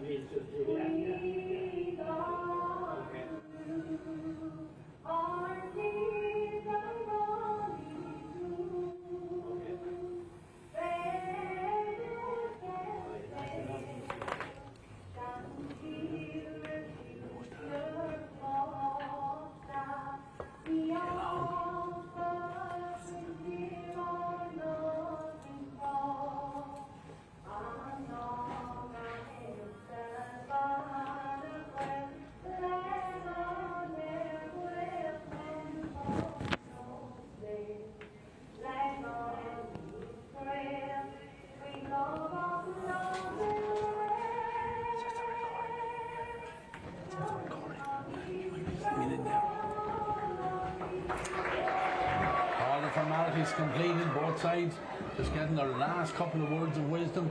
Linesmen heading back into position. The referee Alfie Devine is out in the middle of the field.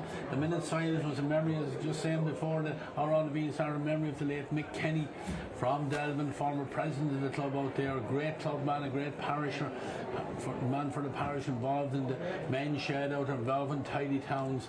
Sadly passed away last week, and we also remember his son Dermot, who died tragically a number of years back out in New York. So lovely. Ballanstown are going to go with the wind in the first half anyway. That's the same way. We're ready to go, yeah. Few positional changes. Yeah, referee Alfie Devine has it underway. Owen Keys gone out into the middle of the field. He always does.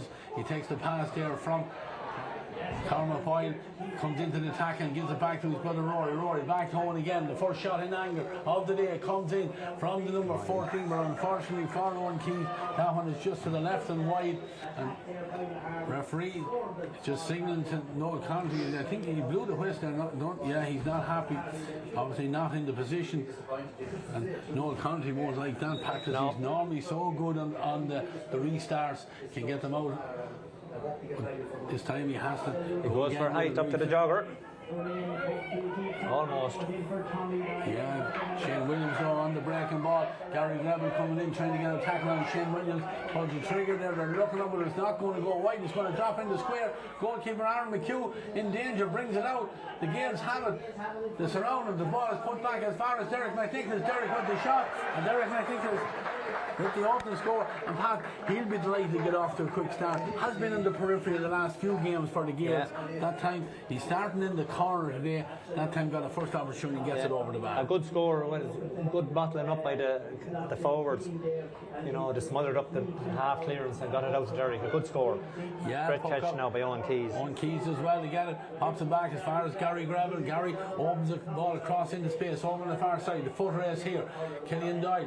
Looks like Killian is gone inside to the full forward line, because that was Dan Higgins that won that ball. Gets it down. First chance here now for Robbie Gravel to get involved. Robbie suffered a serious hand injury, of course, early in the year. In now to Kieran Doyle. Kieran, lovely ball in over the top. Cormac Boyle has gone after. Cormac put it the first time, and it's through the legs of Noel Connolly. Goal number 1, the first opening goal of the game, comes after less than 2 minutes. It was a beautiful, beautiful ball in from Kieran Doyle. Yeah. He spotted the run, Pat. We'll watch it there. As they call it in soccer, over the top.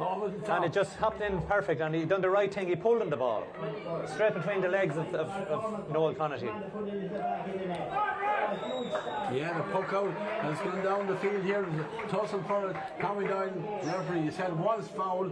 It's very, very close to the sideline on the 20-metre line. David Williams is going to take it. He'll try and take it back out as much as the referee will allow him to give himself a better angle, but both referee and linesman not allowing him to rob him. But we're just watching the replay of the goal there, straight through the legs of the goalkeeper. Didn't get a chance to set himself, and a lovely score and a great score for Raharney.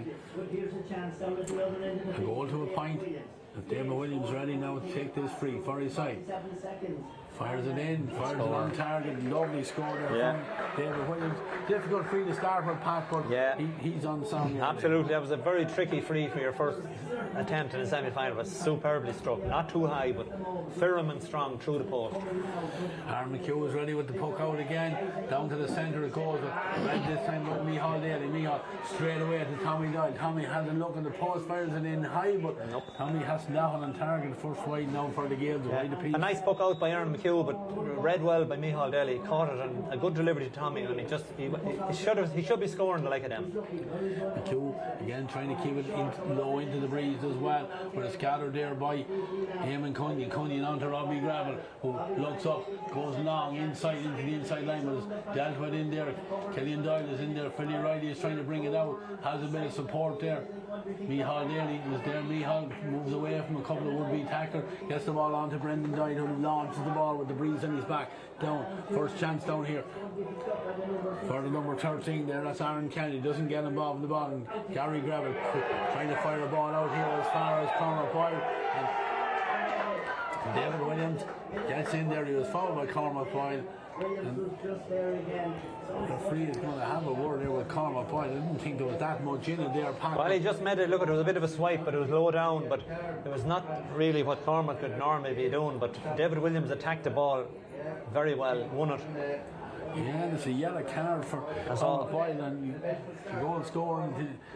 Interesting 4.5 minutes for Cormac gets the goal, and now picks up a yellow card for probably. Looking at it again now, it looks soft enough, like, you know. It's a yellow card that I wouldn't expect to get, but he got it anyway. And it looks like a scoring opportunity for David Williams. Yeah, just about a half a metre outside the 45, and he fires it in, makes no mistake. On target here, second one of the day, and we're tied at a goal to 3 points. 5 minutes on the clock as Aaron McHugh struggling to fire these into the breeze. This time he just opens his shoulder and goes long. Broken down. Eamon Cunningham's on the breaking ball, but he can't get it under control. Couple of Lough Gaels men after Micheál Daly. He's on one knee, manages to get the ball into his hand, but he can't get out. And then, as he tries to strike the ball off his knees, the ball has gone out over the sideline. Line ball. Eamon Cunningham is going to take it. Things getting a little bit touchy here. Just a little bit of an edge to it. Yeah, no, it's a good start. It's good and lively, and lads are getting stuck into it, and that's what you expect. I mean, every minute that ticks away, it's a minute less that you have a chance of getting into a county final. Cunningham into the breeze here. Normally very good on line balls, and he cuts this one in, it's dropping in, but it's just drifting across, dropping just outside the 13-metre line. And the Gaels have it in their hand. Shane Williams, I think it is, does well to get it short and out as far as Darragh Quamer straight down the centre of goal. In towards the inside line there. Number 15 there is Marcus Kennedy. Marcus doesn't get it, but Tommy Doyle gets a block on it. Getting it in towards Derek McNicholas. It blocks down. Gaels men on the ground, Raharney men on the ground. There's a tussle forward. Kennedy, Marcus Kennedy is in there looking for it. Eventually coming back in there was David Hickey. He thought he had it. Ball breaks and the Gaels have it again, but attempted hand pass, I think it hopped off the number 10 there. That's Callum McHugh. And eventually the ball does work its way out, and it's picked up by Kieran Doyle. Kieran looking for the brother Killian. Killian beaten to it there, but then two Gaels men almost get in each other's way, and Killian, a lovely ball across to Kieran again. Kieran about to be closed down there by Micheál Daly, gets the shot in, but Micheál Daly did enough for that, put him under pressure, and it forces him trying to go left and wide. Quick puck out now from Noel County, looking for Tommy Doyle, who goes high and quickly nails it off to his brother. Running into the tackle there. Maybe lucky that there wasn't too many steps there. I think the Harriman and Rory Keys is certainly calling for that. But Brendan Doyle took that into the tackle there. The referee said he was fouled then, and he's explaining to the Harriman exactly what he's given the free for. Yeah, well, it was a super catch from Tommy, and the offload was instantly to a moving Brendan Doyle. He probably he knew what he was doing. He was going into the tackle. Maybe would have took, when I see now, he's 1, 2, 3. He probably on his third, maybe going fourth step, but he was tackled strongly. So this brings it back that the Gaels, this is possibly their third free. Yeah, they've got two from the stick of David Williams. This one between the 45 and 65. The breeze, whatever is in it, is helping them. He's more towards the centre, lifts it, He has a nice Striking way of is- striking the ball. yeah. He fires it in low, 3 from 3 for David Williams. The other point from Derek McNicholas means that the Gaels are ahead by an Harrison margin, 4 to a goal for Raharney. And Aaron McHugh just takes the option to go short, puts Rory Keys under a little bit of pressure, and the Gaels turn it over here now. And the chance here, Aaron Kennedy had a lot more time than he thought there. And He done all the hard work, and when the simple thing of putting it over the bar, he was too casual in his strike. You know, you need to be strong on the strike. Strike it forcefully. If it goes wide, it goes wide, but have a go at it anyway. Yeah, the ball in looked like there was a trip on Robbie Gravel there. The referee doesn't see that, and Shane Williams has it. Shane getting no simple freeze there. Gives the ball away there. Thomas Kennedy is in battling for it, and the ball eventually shifts out here as far as Tommy Doyle. Tommy gets the strike in. It's a dangerous ball when Cairns is in there. Ball goes has it. The Gaels have it. It's over the head there. The ball is on the ground. Referee Alfie Devine is coming in. What's he going to do? Oh, Pat O'Brien, what a chance. What a chance that was. Yeah, for look at Lough Gaels in there. I suppose the ball was drove in with Tommy Doyle. It was 1-on-1 inside, and I suppose the more powerful man held up young Kennedy, but Kennedy wins the ball on the break. He tried to hit it over, but it hit Mulcairns in the chest. Then the ball was, I suppose he was given the free for the goalkeeper possibly lying on the ball. Yeah. But it was a goal opportunity. Oh, Marcus Kennedy. If he had moved his feet, I suppose he possibly would have. But at the same time, it's 4 frees in a row for Collinstown. They've got them all. Yeah, 5-3. Raharney possibly would be happy enough to get away with giving away a point. Yeah, Aaron McHugh again, living dangerously in there that time, but keeps his goal intact as he goes over towards that far side. Owen Keys comes out in front of his man, takes the ball on the stick and gets it to the ground. He's on the breaking ball as well. He's trying to get away from a posse of Lough Gaels defenders. He's still going through. This time, very good score. Took the ball into his hand, and I would say it's actually a great score because if you're a Raharney supporter, you'd want him to do more than absolutely. But he actually passed out a lot of his own Raharney teammates, so nobody could take the pass from him. Another great puck out by goalkeeper Noel Connaughey. Yeah, and Damon Williams this time fires it in. It's going to go across the front of the goals and wide. Bit of a wasted opportunity there, but just come back to Owen Keys. Oh yeah, he has such power. He's a huge man. He's a powerful runner. There's a missed hit here now again for Raharney. Yeah, and Derek with a chance pops it inside. But Gary Gravel read it from the left half back. It should be surely a free out. Goes to the ground, the referee has his hand in the air. But it's going to come back there. I don't think there was a whole lot in it. Well, he just took the man after the ball gone, but Gary Gravel read the danger well there now. But it was a straight pass. Aaron McHugh tried to find Rory Keys, and he just overpopped it. Yeah. To see, it's good physical stuff. Now, I know it's Killian Doyle, and I don't think he has struck the ball. He struck a pass into Kieran, but he's gone a long way back against the wind to strike this. Yeah, it's inside his own 40. In fact, I would say Paddy's back another maybe close to 10 more well, yards. I mean, there's a fair breeze blowing there, so I mean, in reality, without a breeze, he's nearly the full length of the pitch, and he's. Yeah, well, I suppose it could be a clinical ploy by Raharney. Every time he goes back there, the clock is ticking away again the wind. But in fairness, it's landed in the square. It's a huge drive. And it's caught and scored. A score. I think it was the man with the red helmet, number 13, Devin Hill. That was a superb catch. Yeah. And a great spin off the score because there was an extra man at the back for the Gaels. Now we're down top of the jogger again, gone over his head. Over his head here, Gary Gravel tries to read it. And then heavy collision there, the ball breaks down. The Gaels are in fighting for it, but it's picked up here very well here. Either a Raharney man, and they come forward. Not the best strike in the world there from Luke Darby, but Luke was being fouled as he was coming away. And Killian, I don't know whether he's made his way back up the field or not. If he hadn't, he's going to be coming back to take this one as well. Because not alone is he not sprinting, but he's just walking. As the guy says, time killing the best he can, but if he can drop it in around this box again, and someone from the Blues can catch a hold to it, that's his job done. Yeah, it was Devin Hill, the man before, with the red helmet. And again, it's good to see Devin back playing for Raharney. A lot of injuries this year, missed a lot of games for both Killucan and Raharney. This time, it's a target again, and he has it again. Up in the hand he goes. Superb catch, and he gets a free. So yeah, and he does well to put the ball outside. There's a free in. Went out as far as I think that was. So whatever we say about Killian coming the whole way back, 120 something yards, they've ended up with 2 scores from it. Yeah, he'll make his way forward now to take this one a hell of a lot closer to the goals there.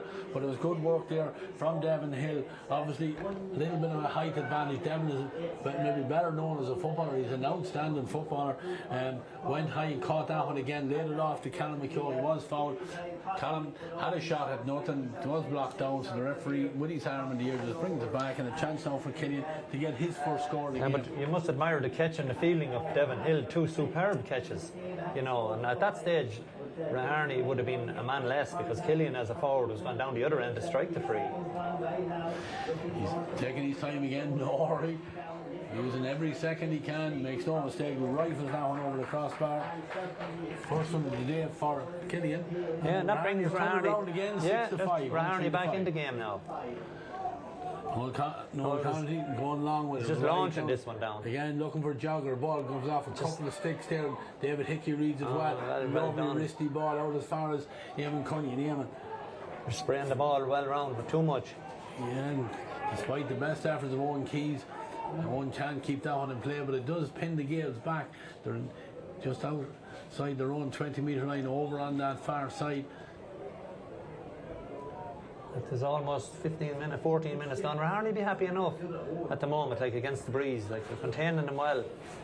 Yeah, huge line ball there from, it was the number 2 Dara Daly, and David Hickey is under a little bit of pressure here, but he does well and then tries to pick out the ball there, maybe a little bit risky there. The Gaels almost intercepted, but good work there from Conor McHugh as he steps in. Nice ball into Keys to put it through the hands, and a chance there for Kieran Doyle. He goes long with it, but you can see Owen Keys head down there as that ball fires in over his head. Nothing he can do about it, out over the end line, and Noel Connolly has fired it beautiful. Who's supposed to be marking here? Derek has complete freedom. Yeah, it drops it in, I don't think. Dangerous ball again, right? Yeah, well, Cairns under it, bats it away, but on the break, or the Gaels man, but good tackling there by Luke Darby. Luke did very well there, because he wasn't favoured to win that ball.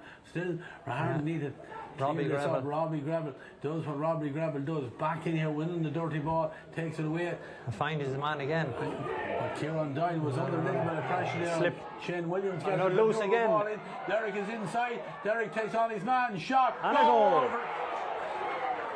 Goal for Derek McNicholas, but Raharney and John Shaw will be asking the question. He was picked out from the puck out with no one in 20 yards of him, and the same thing inside. Absolutely. And he used all his experience, took the tackle on, and then fired it to the back of the net. But why was he left loose twice in the space of a minute? You know, surely Raharney would have seen it had to be picked up. But a great goal.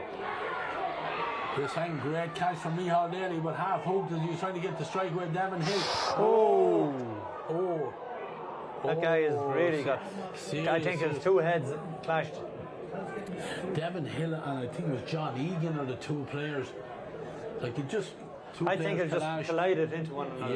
Yeah, the physios are out immediately with them. But Derek got a brilliant goal on his Povich, was so-called his weaker hand, you know, but he took the tackle well.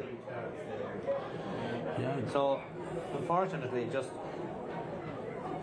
there's actually 2 helmets collided completely. Now, in fairness, John Egan, you couldn't. It looks like he's going to pick up a yellow card, but he was committed to the tackle, and it just happened that both helmets collided. So that means that it'll be head injury in both ends. But I would imagine Raharney man came out the worst. Yeah, but thankfully Devin Hill is back sitting up there, because he did take the brunt of it. They're both sitting up, so hopefully Pat a couple of minutes and we'll both be ready to start. Raharney won't want to lose. Devin Hill has been, 1 point already, catching a couple of great balls. He's back here working in his half backline midfield area. Won that possession there for his side and gets the free. He picks up a yellow card. John Egan picks up a yellow card, but it's slightly unfortunate, but hopefully both of the guys will be okay. Yeah, they're back on their feet, thankfully. That's the most important thing. John Egan, when he's hand out them. John Egan offers a handshake, but the Raharney man says, well, maybe you can't just see it after a blow like that, but anyway. They're ready to go again. In the meantime, we're back out here about Killian 3 has- metres in from the sideline as Killian fires it looks in. perfect. And it's straight over the middle of the crossbar, not even inside the upper. And he stroked it beautifully. Like we've 2 experts at free taking out here today. You know, there's superb puck out again for Noel Connaughey. Yeah, finds Brendan Doyle. Brendan couldn't get another just got hand bottled pass up there, but Raharney battling in there again. A lot of players in there trying to win. They call the dirty ball, and now this time coming out. Oh, I picked it off the ground, I think. Yeah, I think it was. But you can see Noel Connaughey, if he sees an opportunity for anybody, that ball was perfect through the centre, dissected the Raharney, but I suppose Raharney swallowed him up the minute he landed in his hand. Yeah, Thomas Forced Kennedy. the overturn, and then they got the free back. Yeah, Thomas Kennedy, the man, I think, picked the ball off the ground there. He thought he was getting away with one in the midst of all the feet and the hurls and whatever else. But I think right on top of things, awards the free, and another chance now for Killian Doyle. This one a lot more central. He's fired into a breeze. The breeze is Strong breeze ray here now, and the flag's just in front of us. Yeah, just watching. It's got darker. Killian lifts it. Low trajectory. Low, but it's Ah, just it's superb. I mean, that's right. Those type of frees are any young lad that's watching to become a hurler or a free taker should watch that. It's beautiful striking. just enough to get over the bar, but not enough for the wind to affect it. And the puck out goes long. It's batted down in there, very close to the side. Rory Keane Yeah, doesn't get into his hand, not like him. Instead, Brendan Doyle steps in and takes, gives it back as far as Shane Williams. Shane gets away from the tackle of Conor Great firing strike. off his left hand, firing. That's a Superb. great score from Shane Williams. Yeah, Rory Keys will be disappointed with that because he had the ball under control, but he just didn't get it up. Beautiful strike from Shane Williams. Classy hurler. Brilliant catch by Rory Keys this time. He caught this and looked like he was being held there, but referee was looking at the referee, doesn't give the free, but instead just pops the ball back as far as Robbie Gravel, and moves it right to David Hickey. Hickey fires it in.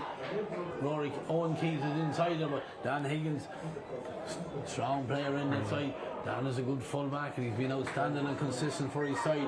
Then turns and uses Noel Connaughey. Noel fires it down the field, and as far as Marcus Kennedy. Marcus looks up and you see that Tommy Doyle was on his own in the centre, found him straight away, and Doyle had chance just to look and take the shot and fire it over the bar. Nice score again, and the Gaels go up 2-0. As we already stated, there's very, very loose play by defence here from Raharney, because it was a great clearance by Noel Connaughey and Marcus Kennedy wins it, and Tommy Doyle was completely isolated in the centre.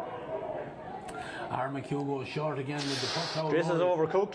Rory Keys, not the best pass in the world, and the Gaels moving in here, and the shot coming in from Marcus Kennedy. Umpire's looking up at it, and he's reaching for the white flag at the same time.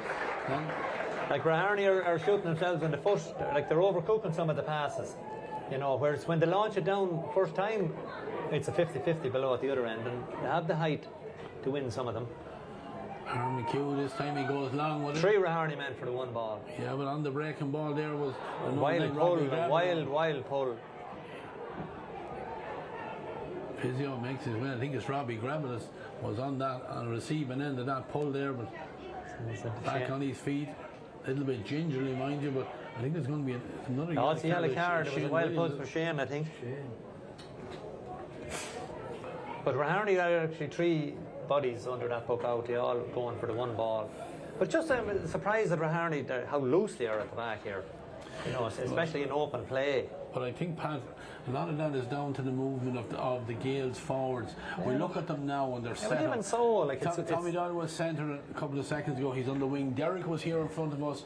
You know, on the play here, he's got a goal, and they said he's gone across to the far side. They're just rotating all the time, and they're catching out Raharney with the movement. Well, they are, yeah, but still, you should be man and man and go with them until otherwise told not to.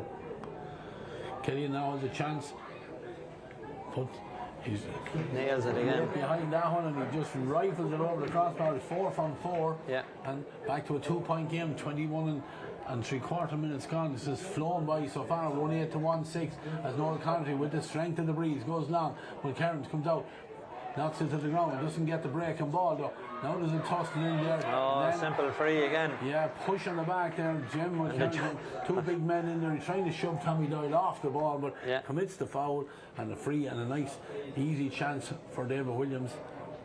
The Yeah, no, there was Jamie McLaren's batted down the ball. I think it was David Hickey that actually bulldozed the jogger off of it, and the jogger says, "Thank you very much." Yeah. Tapped him on the back, and he says, "David Williams will answer that." Yeah, jogger resets, gets back out, ready for the next puck out. David Williams has the ball in his hand. He's right on the line of the arc for the 40-metre arc. Used in football, fairly central. This should be simple enough opportunity here for the centre half forward. He's 4 from 4 so far. Makes no mistake, 5 over the bar. 5 from 5, and on the other end of the field, the other number 11, Killian Doyle, 4 from 4. Yeah, no, the free taking is immaculate. The two extremely qualified free takers. Puck out. Very well held again by Owen Keys. Owen Keys had no hurl there. Probably got away with it, hand pass, but however, he deserved it for the catch. Yeah, and gets the ball back as far as Robbie Gravel. Robbie goes inside, and Killian Doyle trying to get it closed down there as he was trying to get the ball into his hand. Eamon Cunningham doesn't get it up either, but he's still battling for it. He's forced off the ball. Certainly, exchanges are tough and tight in there. Raharney man goes to ground. Is he going to come out with a ball? No, surely not. Who has it? Gaels man had it for a second. It was Dara Daly, but Dara dispossessed. Now, who has it now? I can't even see where the ball is. Is there a Raharney? Alfie doesn't seem to mind anyway. He's just letting it carry on.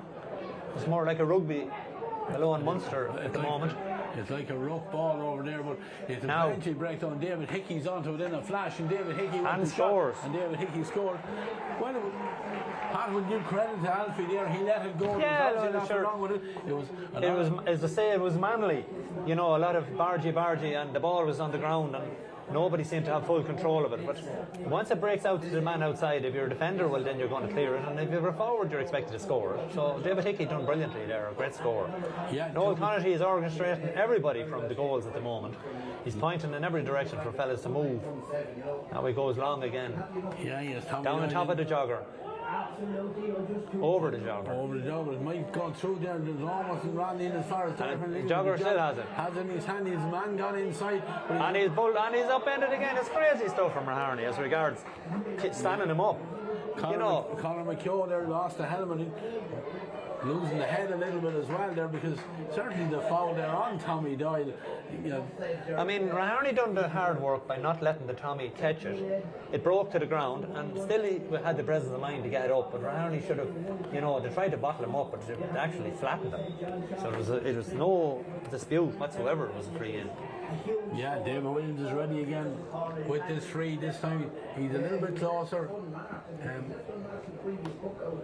So they're getting good return from Noel Connaughty's puck outs. Yeah, David Williams pops over a free number 6. That's 6 frees out of 9-10 scores, so 1-4 from play. Yeah. Raharney need to stop fouling. Yeah, but the lead is creeping up nicely, Pat. Well, it's on 3 points, 1-7 to 1-10. Now Killian is on his run. Gets it through as far as Killian can. Great hook in there from Micheál Daly. But Killian has it again, and Killian over the shoulder. And wide. In, but unfortunately, gone to the left and wide. Possibly there was an opportunity outside, but Noel Connaughty's wasting no time. He's down top of Derek.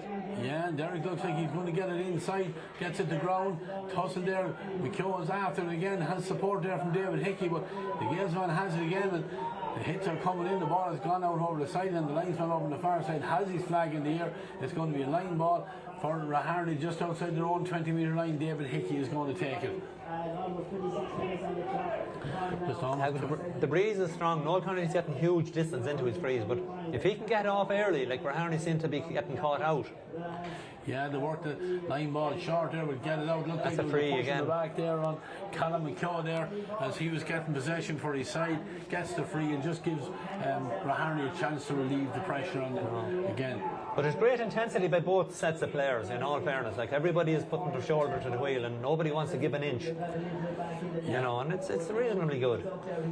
Great strike. Drives this one up. Eamon Cunningham. Brilliant what a lovely touch. And the free end. Brilliant take. Like, the body challenges are very, very heavy. Whether a team is able to withstand all these hard tackles, coming down the stretch.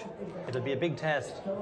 Yeah, but that was skill and Oh, superb. It was work. Aim and cunning to take a ball down at that pace and into the hand, but the tackle coming in just instead of standing them up, and that's frustrating for managers because 2 free takers we have here will pop these balls over the bar all day. Well, I mean, that's why we have 6 and looks like we could have 11 scores from frees now at the moment. And they're all, you can't dispute any of them, they're all actual frees. Yeah, Alfie right on top of things. Killian makes no mistake with that one. He's now 5 from 5 from frees.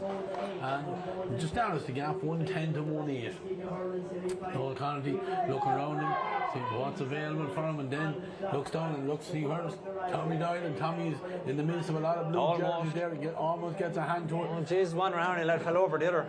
Yeah, Robbie Greville is fighting, but in there, they're just trying now to it's coming out. And there's a chance to get it away.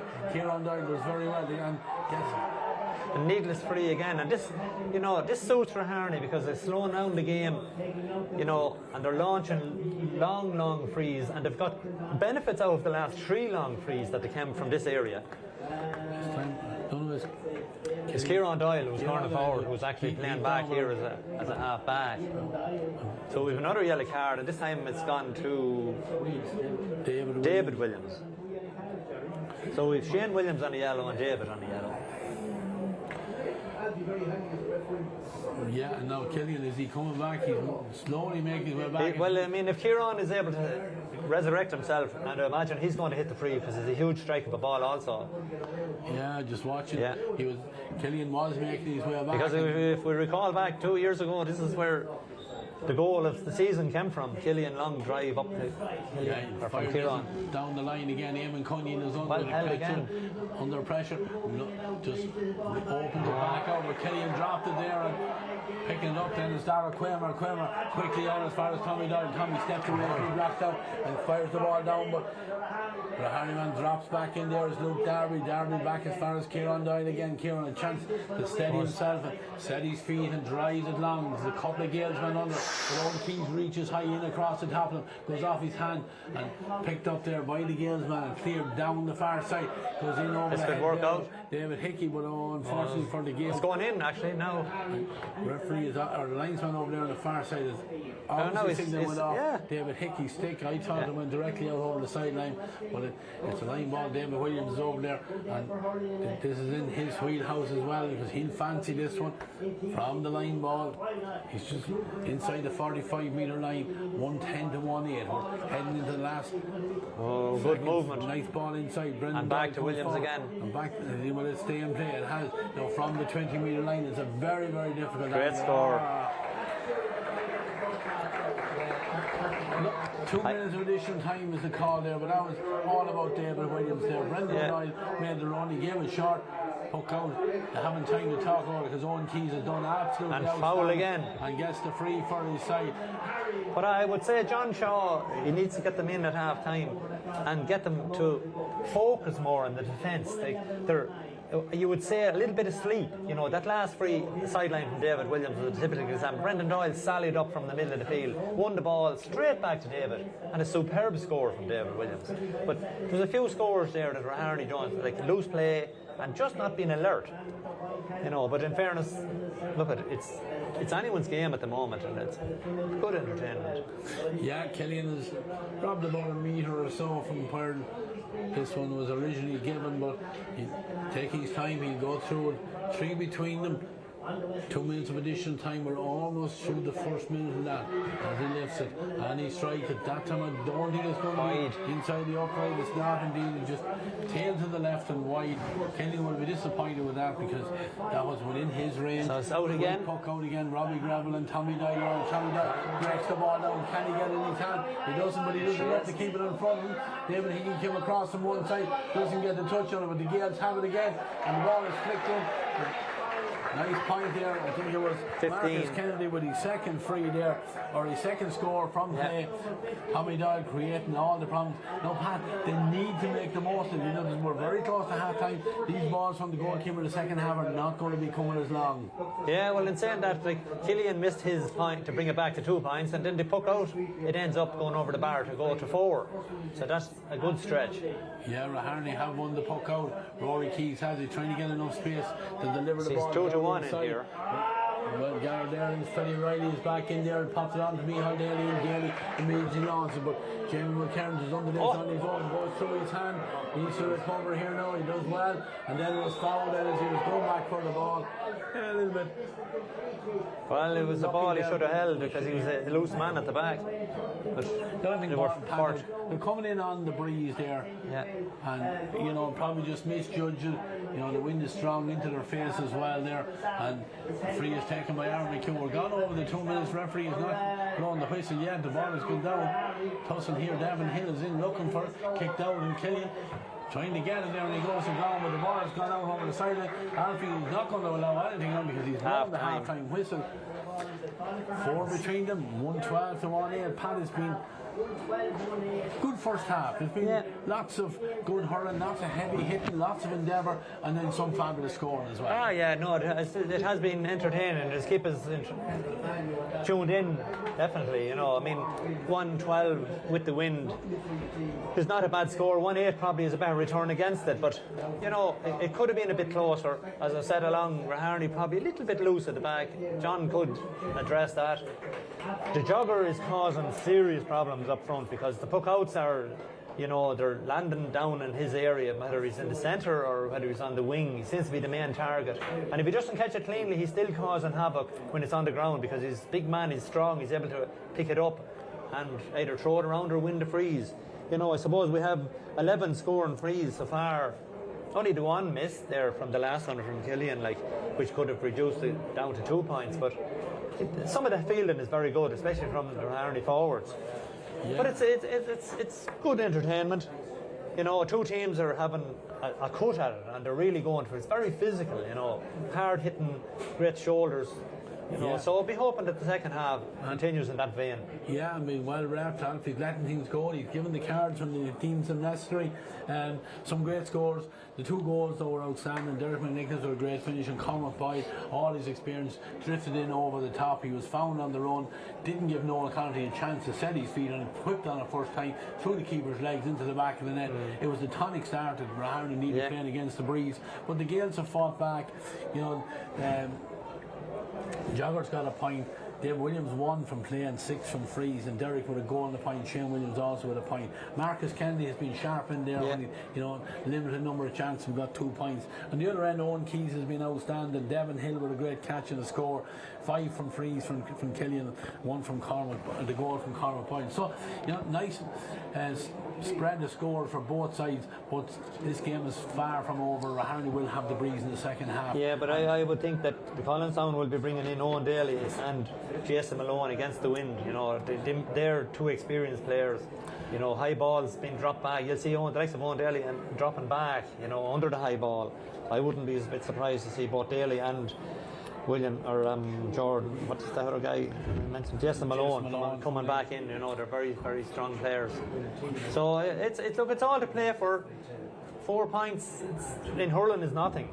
You know, the wind is strong, but you know, the Gaels have that work rate that if they believe that they can hold it out, they'll fight tooth and nail to hold out. So we look forward to the second half. Yeah, we'll take a break here, myself and Pat. It is half time here in TG Cusie Park. 112 for Lough Gaels, 1-8 for Raharney. You won't miss a second of the action because we'll be back here for the second half. Join us then. TEG, proud sponsors of TEG Cusick Park, serving aviation, biopharmaceuticals and medical industries across the globe. TEG has been to the fore in the fight against COVID-19 with our customers and partners. A local business employing local people. Visit teg.com/careers to learn more. Wishing all our GA patrons a safe passage through the championship.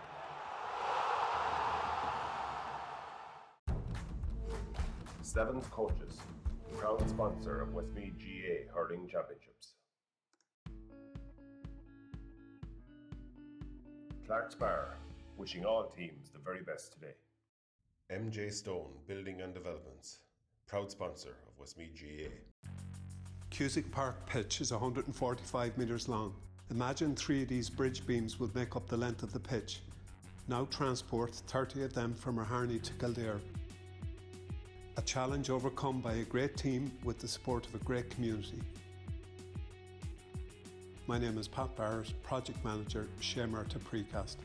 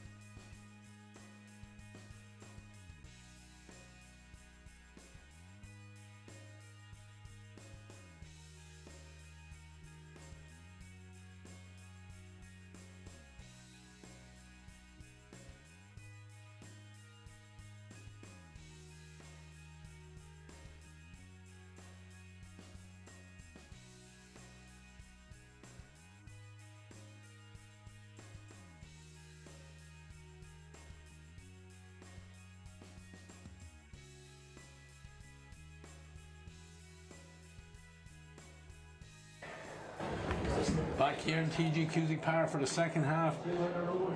Gaels already making their way out onto the field. No sign of Raharney just yet. Pat, it's been a tough first half. It's fair. There's a lot of physical stuff going on. Hasn't been the open hurling maybe that you'd be hoping for, but the exchanges have been tough. Yeah, no, there's some fierce hard hitting. Like, you know, the tackling is strong. I suppose at this time of the year, maybe the ball is not travelling as quick, you know, there's no sunshine, the ground is a little bit, you know, damper, it's slower a little bit. But you have to admire both teams for being their commitment. It's absolutely hell for leather, like, you know, every man is committed to the tackle, every man is committed for the next ball. You know, the foul count is a bit high, you know, we've 11, what were we, something like 11 frees scored. You know, I'd say both managers saying keep the free count down, force them to score, force them to shoot from whatever angle they're at, and see how it develops. But yeah, it'll be interesting to see now what way Raharney handle the breeze. You know, to be with it. I would imagine the jogger is going to drop back from the half-forward line, Lough in the second half. You know, there's a substitute for.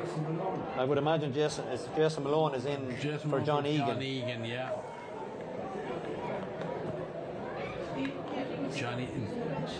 John Egan did get that. John Egan was, I suppose, in part of that collision there. 18 for 17. Is that? Which side is that? That's the Gaels, 17-18. 18 started, he's come off. Right, Owen Daly is going on. As I predicted at half time, but both of these guys would be on. You know, Owen Daly, a massive man. Just making his way on now. Well, he came on for Thomas Kennedy. Yeah. Anyway, the ball is thrown in, and as the first half, Owen Keys wins it. Seems to carry that a long way, but he's gone right through and in over the top of goal. Delvin Hill, lovely play from Hill. Oh, great tracking back there. Danger not gone yet for the Gaels because Owen Keys still has possession. There's about 5 Lough Gaels men around, and now they need to get a score from this. The shot comes in, and it's from Ian McCundy, but unfortunately for Raharney man, that's gone across the front of the goal. Oh, Delvin Hill. He probably went too far with it. A point would have done him just to get the game going. Yeah, he stepped back inside. We'll watch the replay, Pat, and let you watch it as we. Yeah, well, it's Devon Hill. He stepped inside his man. He possibly should have slapped it down. He went for the swing and the hook. He got blocked. Yeah, the puck out, broken away from Owen Daly, but Jason Lauren gets his first touch on it and fires the ball inside and coming across then from the right corner back position. It's Conor McKeown, big hit on McKeown there. The referee said he was a foul on him. He ran into a brick wall and coming up against the jogger, but in fairness, he just ran into the body of the jogger frontal. So the jogger was actually standing. Yeah, free out on the 45-metre line. Kieran Doyle is going to take it. Referee. Just telling him to go back. Yeah, just making sure. I don't know where the linesman is moving. Just making sure it was taken from the right place. Kieran will fancy this one. He has the breeze on his back now. Let's see how will he get on with this one. Harney, a couple of men in around the square there. You need to keep it in play, if not scored, one or the other. And I think he's done neither pack. Well, you see, that's a heartbreak for a forward line inside when a free taker goes to the half back line and drives it over everybody. Yeah. Wide number 2. Interesting to see Noel Connaughty's puck outs now against the breeze. He's one of the best. He goes long this time. It's a 50-50 ball. Yeah, it's hanging in the breeze, very, very close to the sideline. Got to ground over there now. Mickey Dan lately decides it's a Raharney ball. Yeah, probably got it right there. It's Lough Gaels ball. It's in with offer a Raharney man. David Williams is out there and he's going to take this line ball. He's 51 or 2 metres so out from the Raharney goals. No change to the score in the opening 2 minutes of this second half. David going to get this one in.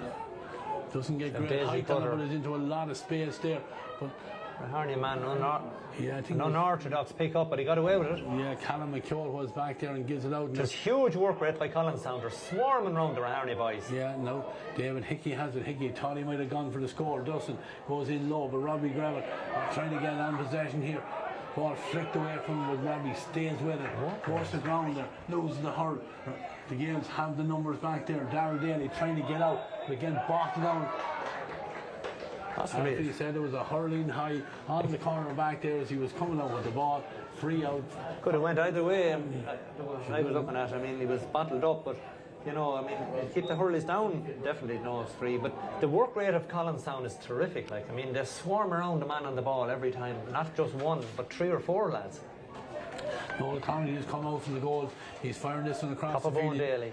Looking for the jogger, I think it is over there this side. Yeah, jogger has him, he's spun away from his man, surely being fouled. Alfie is looking on, he's not giving him the free. He has to give a ball back as far as on Daly. Daly doesn't control it, but David Williams is trying to get on it, trying to get it out into space over on the far side. Doesn't, because David Hickey steps in and takes it. He's attempting clearance, it's straight to David Williams, who sells a nice dummy and fires in the shot, but unfortunately would have been a great score to get for the Gaels, but doesn't get it on target. Now Aaron McHugh was the first chance to fire one down with the wind in his back. Owen Keys jumps into it. Plenty of bodies back for the Gaels. Gaels have enough men there, and Philly Riley gets it down to the jogger again. Jogger gets it in front of Gary Gravel, and coming around on the Lough was David Williams. Nice ball inside here. Got him very well in there by Marcus Kennedy. Marcus wasn't fouled, no, but the Gaels turn over possession. David Williams, nice ball now. Derek with the shot goes low. Keeper right down between his legs, has to get the block. Danger not gone, because Derek has it on the spin around. He turns his gun across. It's not even gone wide. David Williams has gone after. There's two Gaelsmen over there, but it's Raharney man that wins it, and they take it out. Luke Darby does very well, pops the pass on now to Cormac Boyd with hardly room to get a swing on it, but does well to get it on here now, and Devon Hill now carries it forward. Devon, little pass on to Kieran Doyle. Kieran looks around, he better go over the bar, because he never looked. There's not a forward within 25 yards of the goals, and Noel Conti pings the ball straight out here to Shane Williams. He's going to launch it in towards the danger area again, but Cairns is underneath it in there, and the goalkeeper Aaron McHugh did very well. He just about got it up there as he was being closed down. Gets it out to Rory Keys. Keys back to McHugh again. Still there as he's dispossessed here now. The Gaels have the ball. It's across into the centre. Can they get the shot away? Lovely ball inside. David Williams has it. Goes low on it. It's in the net. Oh, Jamie Mulcairns was back. He was back minding the post there. And Raharney will be kicking themselves again. Had so many opportunities to clear that ball out of there. Yeah, the goalkeeper lost the ball on the way out. It was well robbed by Aaron Kennedy. Crisscrossed it over. David Williams picked it up, got inside his man, or he threw it into him, and then he buried it inside the post, just inside the post. Yeah, and the Gaels now with the bit between their teeth win that puck out, and Owen Daly has it here, shrugs away a couple of Raharney men, still carries it forward. Referee somehow didn't give the free to him, and Raharney win the possession back here now, and Eamon Cunningham has it. Cunningham, if ever they needed a score, they need one now, and Eamon Cunningham delivers that one. A lovely score there from the number 12. That's his first point, but certainly one they needed, because 6 between them, 2-12 for the Gaels, 1-9 for Raharney. Yeah, well, I suppose, going back to the goal for Lough Gaels, it was a mistake by Aaron who came out of his goal. And once you come out, you have to be able to find your man. Yeah, it was well overturned. Yeah, and the jogger has gone in there. He's gone in on Mulcairns. He's taken Mulcairns on. Referee has his arm in the air. Jogger will be quite happy to bring the ball back out to the 20-metre line. And Paddy's been playing everywhere in that forward line. He's causing trouble everywhere. Absolutely, he's causing havoc because he's a strong man. And now, once he moved inside there, Jamie Mulcairns is finding it very difficult to hold him up. Yeah, you can't afford to let him in around you, because he has all the skills. We know him better maybe as a full back or a defender only, but he has all the skills there. He can shorten the stick, get a strike in a small space. And Mulcairns had to make sure he didn't let him go, but it's at the cost of a free here now. David Williams will hope to capitalise on this one. Just inside the 40-metre arc over there on the far side. He's outside the 20-metre line. David just going through his routine, and again fires that one. Very good. Rifles it in first round of the second half from a free. It's an uphill task now at the moment with Raharney, wind or no wind, because the Gaels are hurling quite well within themselves. Yeah, and they're set up nicely. See Shane Williams has dropped back into that. Like their work rate's immense. Like you look at it, even that ball over there, there are 2 players over there to Raharney's one. Okay, the foul was committed on Robbie Gravel.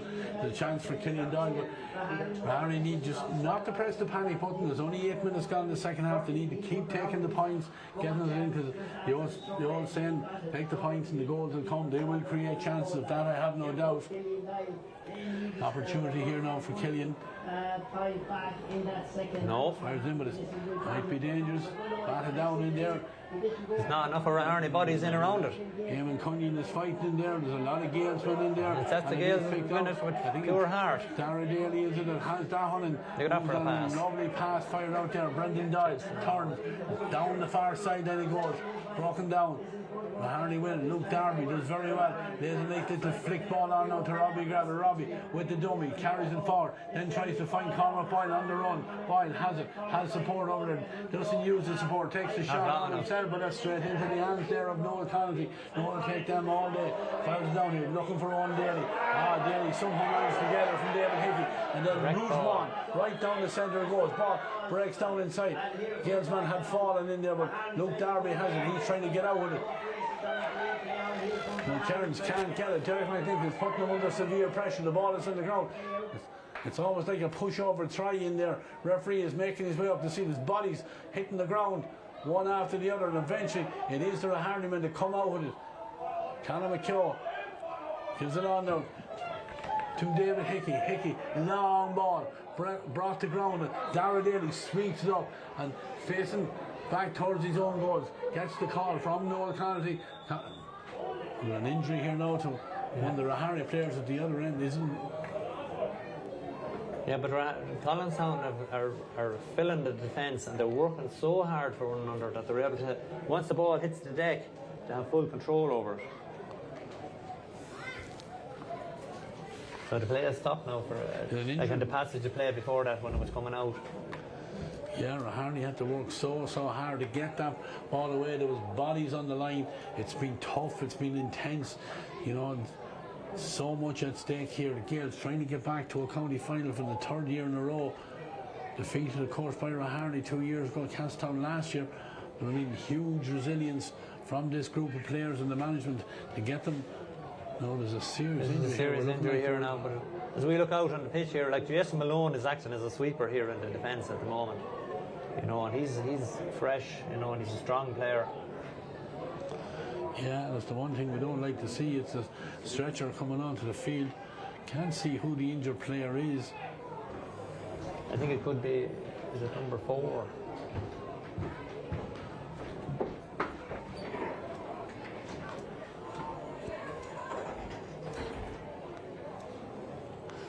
Raharney warming up, so Darren Finn is going to come in. It looks like the number 17.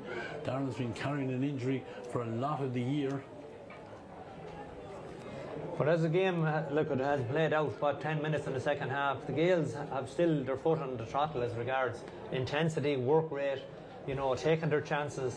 You know, I suppose the first opportunity there for Raharney when, what was it, they went through for a goal there with, was it Eamon? And they just weren't able to get the strike off. You know, if that had gone in, it might have changed the outlook of it. Yeah, it's Luke Darby, the man that's making his way off. Thankfully, he didn't need a stretcher. I don't like to see them coming onto a pitch at any stage, but he is making his way off rather gingerly.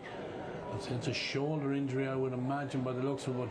Darren Finn is a good man to be able to bring in. Yeah, Darren Finn would have been surprised as omitment at the moment, but he's an experienced hurler as well. He'd know his job.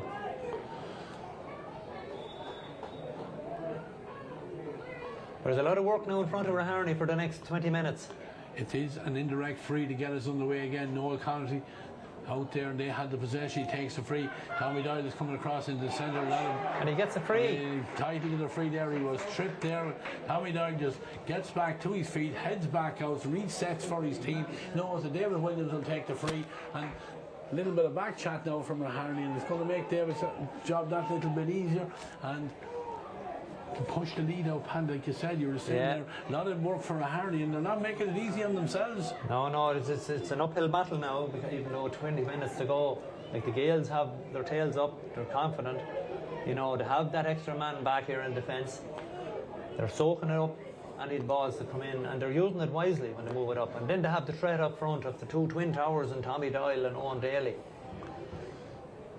David Williams from the 20-metre line rams it over the crossbar. 8 frees from the stick of the number 11 as Aaron McHugh fires this one long. Down it goes.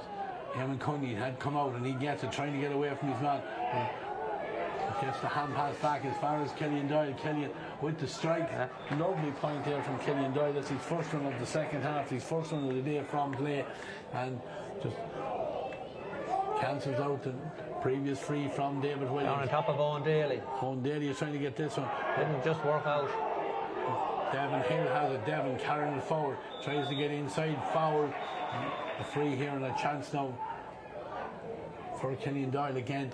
I think for Raharney now what they got to do is they got to just keep that scoreboard moving, just keep taking the points on it. Absolutely. I mean, they need to get a foothold on the possession, you know, first and foremost, and attack, you know, keep ticking. The scoreboard has to stay ticking over, like. Jason Malone though is a big obstacle back here. Like, he's a strong player. He picked up a yellow card that time in that tackle. Malone there, but he's good in the air as well, so they'll want him on the puck out as best they can. Killian not going to get away with Robin 4 or 5 yards here today, so Alfie just brings it back. Well, he doesn't need to with the wind, just stroke it over. Just a little bit closer to the 65 than the 45. Killian, he lifts it. Strikes it cleanly over the crossbar. They need to keep building on that if they have any chance, like, you know. Yeah, it's back to 6. Because the clock keeps ticking away all the time. There will be additional time with that injury, but Noel down on top of Tommy again, but looking for the jogger over there. But the Gaels are quick to the breaking ball every time. Yeah, but this time it's good work by Rory Keys. Gets possession, but he's attempted to pass into Darren Finn. Darren looked like he was fouled there as he was coming out with the ball. He is going to be free. Now, you know, Joy Williams Joy's is not happy, frustrated but down sure, the front, but it was a high tackle there on Rory Keys as he coming around. Dara must have got a little bit of coaching there from Dara Egerton, because it was a typical one that Dara would come out with. He draws that free. He was well entitled to it. Killian has gone back to take it. This time halfway between his 145 and 65. Fires it in. It's one like a rocket, but I don't think it's on target. It's gone left and wide. And you could do with all these scores now, because you can't afford to miss some free shots. There was a chance to bring it back to 5 and, you know, get it back to within touch and distance. Opportunity missed there. Noel Connerty. The breeze seems to have quietened down a small bit. There he goes high and gets it. I don't think that should be allowed. He dropped the ball. I think he dropped the hurl as he was taking the handpass, and I think that's a fair call there now. Joy doesn't agree with it. Maybe Joy's not around the hurl as long as I was, and that was a rule, Pat.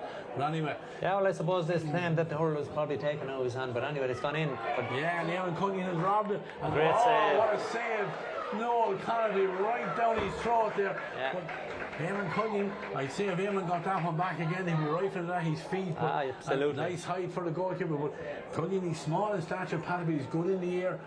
Pulled that one up and got onto his favourite side there. And caught it well. Got the strike away now. 65 Killian is going to take. Fires it in. Is there enough in it? No, it's not. I don't think he was going for the goal. I just think he wanted just to get it over the bar, but the Gaels need to get it away from here. That's 2 or 3 good opportunities that Raharney had to close that gap, and they don't take them. Micheál Daly under pressure gets it down the line. McKerns has gone out there to pick up Tommy Doyle, but Doyle wins that one and gets the ball moving along here. The Gaels coming forward, but Aaron Kennedy gets dispossessed, but he's fighting there for it. Tracking back over there. There's Callum McKeough for his side. It's gone out over the sideline. It's a line ball. John Shaw will be pulling his hair out. Absolutely, like there's every chance, like that's a 65 on the previous free, they didn't get any return from it. Yeah, 2 subs coming in. Ona Heron is one, number 18, and number 20 is Brian McGrath. Let's see who they're going to call ashore. There's an injury to a Loughlane Gaels defender inside. But the Gaels are more alert all over the field. Like that ball did drop a little bit short just under the crossbar, Noel batted it down, and the Gaels were quick onto it. Ona Heron is coming in to replace Kieran Doyle. Callum McKeough, the other man, he's replaced by number 20 there, Brian McGrath. And number 15, Kieran Doyle, are replaced by number 18, Ona Heron, and number 20, Brian McGrath. Referee is done. say it's the last throw of the dice now for Raharney at this stage. But any score that gets away is, it's looking good for the Gaels. Yeah, and long line ball is gone down. Devin Hill doesn't control it the first attempt. He's still battling there forward. Jason man again, Jason Malone goes to ground. Has to get rid of the ball before he's pulled for over Raharney, trying to turn it over, and then the chop, I think, is the indication from the referee over there. So it's going to be another free for Killian Doyle. He's just scored badly. They've only added 3 points to their total from half time, and we're 18, almost 19 minutes gone. They're playing with that strong breeze. Yeah. It's absolutely imperative to get that scoreboard taken over. No one in around the goal, so Killian. Yeah, everything is laboured for them at the moment, but that's all down to a lot of the work rate from Collinstown. We're putting severe pressure on every man on the ball. This time Killian Doyle does drive it over the bar, and it's back to a 5-point game. Puck out again from Noel Connolly, looking for the jogger. Jim Mulcairn thought he was being fouled, but Owen Daly fires down. What a response! Oh, unlucky. Daly, I was watching him have it at lefty stick. He thought it was on target, but just the breeze as she died a little bit, just took it across and faced the goals and wide. Okay, there's a ball and 3 defenders to 2 forwards. Yeah, so unless Raharney push up, this game is over. Dan Higgins does very well there to clear that one. All out into the centre, and Rory Keys picks it up now, lays it off to Eamon Cunningham. Eamon with the shot, they're all looking up at it, and I think the umpire is going to signal to the other. There's a point from Eamon Cunningham. Now, Pat, we have game on. We're into the last 10-12 minutes, but I'm very surprised Raharney not pushing men more unbelievable forward. If we look down at the moment, there's 2 free defenders. Well, there's one, number 5 here is on his own, Philly Riley. Like, this height is to huge advantage up here. The jogger and Owen Daly are causing absolute havoc now. Yeah, Raharney trying to get bodies in the row, but the jogger shows he can kick football as well. Gives it back as far as Micheál Daly. Micheál with the shot. Oh, unlucky. Unfortunately, it's just to the right and wide. But certainly, the Gaels will be complaining down there. The frees are getting harder and harder to come by. Tommy Doyle, certainly, I'm sure, relaying that message to Alfie Devine there. It looked like there was fouls on both him and Owen Daly in that passage of play, but neither given. And Aaron McHugh gets us underway again. Down this side of the field it goes. Jason Malone is there fighting for it. Ball is gone out on the sideline. I don't know why Eamon Cunningham didn't pull on that first time, but anyway, it's easy always to hurl them up here in the stand. Gone out over the sideline. Line ball, is Jason Malone going to take him? No, he's not, because David Williams is going to come right back into his own half-back line to take this one.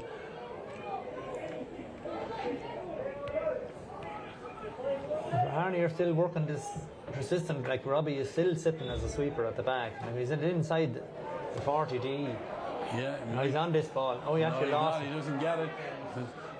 Not playing Gaels there's actually looking at the foul there on Aaron Kennedy, but Aaron does well. Get it out towards Shane Williams. Surely a push in the back. Yes, there was. Shane Williams, as he was going down on the ball there, needless free there, committed by the Raharney man, and it's going to be an opportunity for David Williams, and David will be in no hurry to go forward and take this and just outside the 20-metre line. Yeah, well, every time Raharney foul, especially again the wind, like, they're given an opportunity to kill time, and also for David Williams to take a score, because he's been very, very accurate so far. Yeah, goal and 9 he's got so far.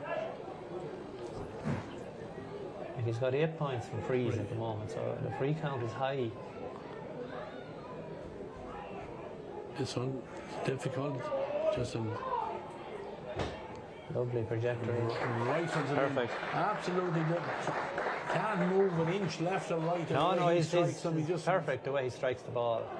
Yeah, puck out taken quickly. Jim Mulcairn is under pressure. But it's no further. I mean, if the goalie hit it himself, it was further. Yeah, and Derek McNichols is out there in the middle. Raharney trying to get it front. See the work rate, see the body rate. Everybody is charging him down.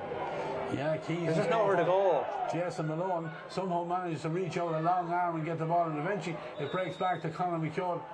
No, what's the referee signal? It's a free in, he says. There's someone picking and rubbing and hitting it on the ground.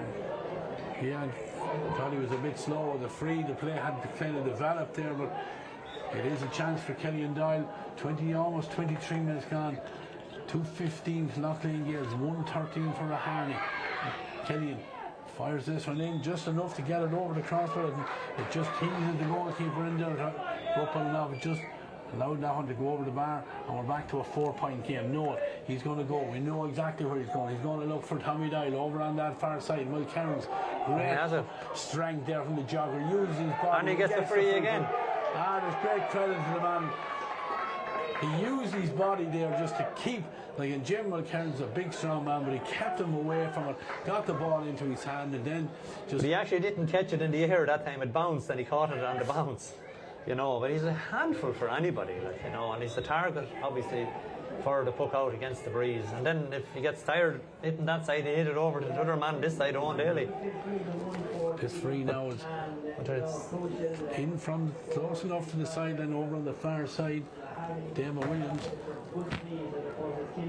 taking his time, just take every second out, and he fires it in. That's his 10th free. Like, that's 10 frees for David Williams. Like, yeah, like, you know, John Shaw, his men, if they don't end up victorious in this one, they look back on it, they look back at all the opportunity they gave to David Williams. Kick out, or the puck out has gone down this side of the field.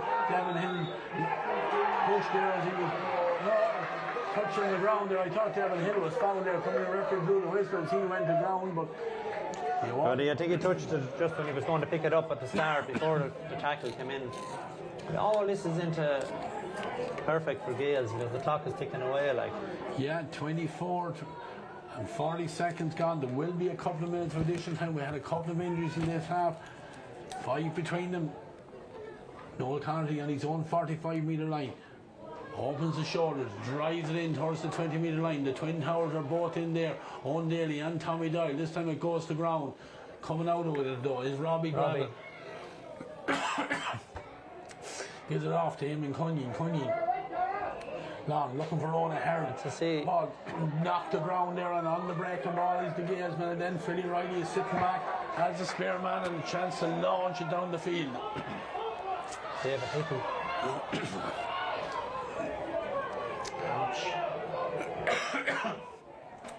Hickey defends. But you see, he's inside. The Gaels are in front. They've robbed them though. Brian McGrath has possession. He's working his way in, wins a free again. And the Gaels man was in front there, who was a Dara Daly. It's just, in fairness to the Raharney man, Brian McGrath, he worked hard to get back to it. But the last passage of play there, before Philly Riley took the pass back from, who was it, Micheál Daly, or it was from the midfielder, Killian was slowly, you know, there wasn't enough of urgency from Killian to get back in to put pressure on to win that ball. And it was a simple pass back to Philip Riley, and who found it. Oh, jeez, he got blocked down. Free. I was watching the substitute about to be made there, and the free was taken and missed there. And David Hickey is making his way off here on this side of the field, but the puck out. David Hickey took a bad rap just after clearing the ball there in the last passage of play across his leg. Trying to win a free here and then, and he penalised for throwing the ball there. The referee, the way he's refereeing the pass, when he didn't give the free, he's not going to let you get away with trying to buy one there. But going back and that's free from Killian, I don't know what well, sure, look, it was something that I suppose he didn't expect it was going to happen. It just, I don't know, we were nearly writing it down. I suppose he just mishit it or whatever. But the Gaels are that bit more hungrier, they're sharper, you know. And I mean, if this goes over, this is 11 frees for David Williams. Like, Sean Shaw will look at it and say, well, why are we committing so many fouls? Now, in fairness, it's hard to know. Like, the lads are committed to the tackle, over zealous at times.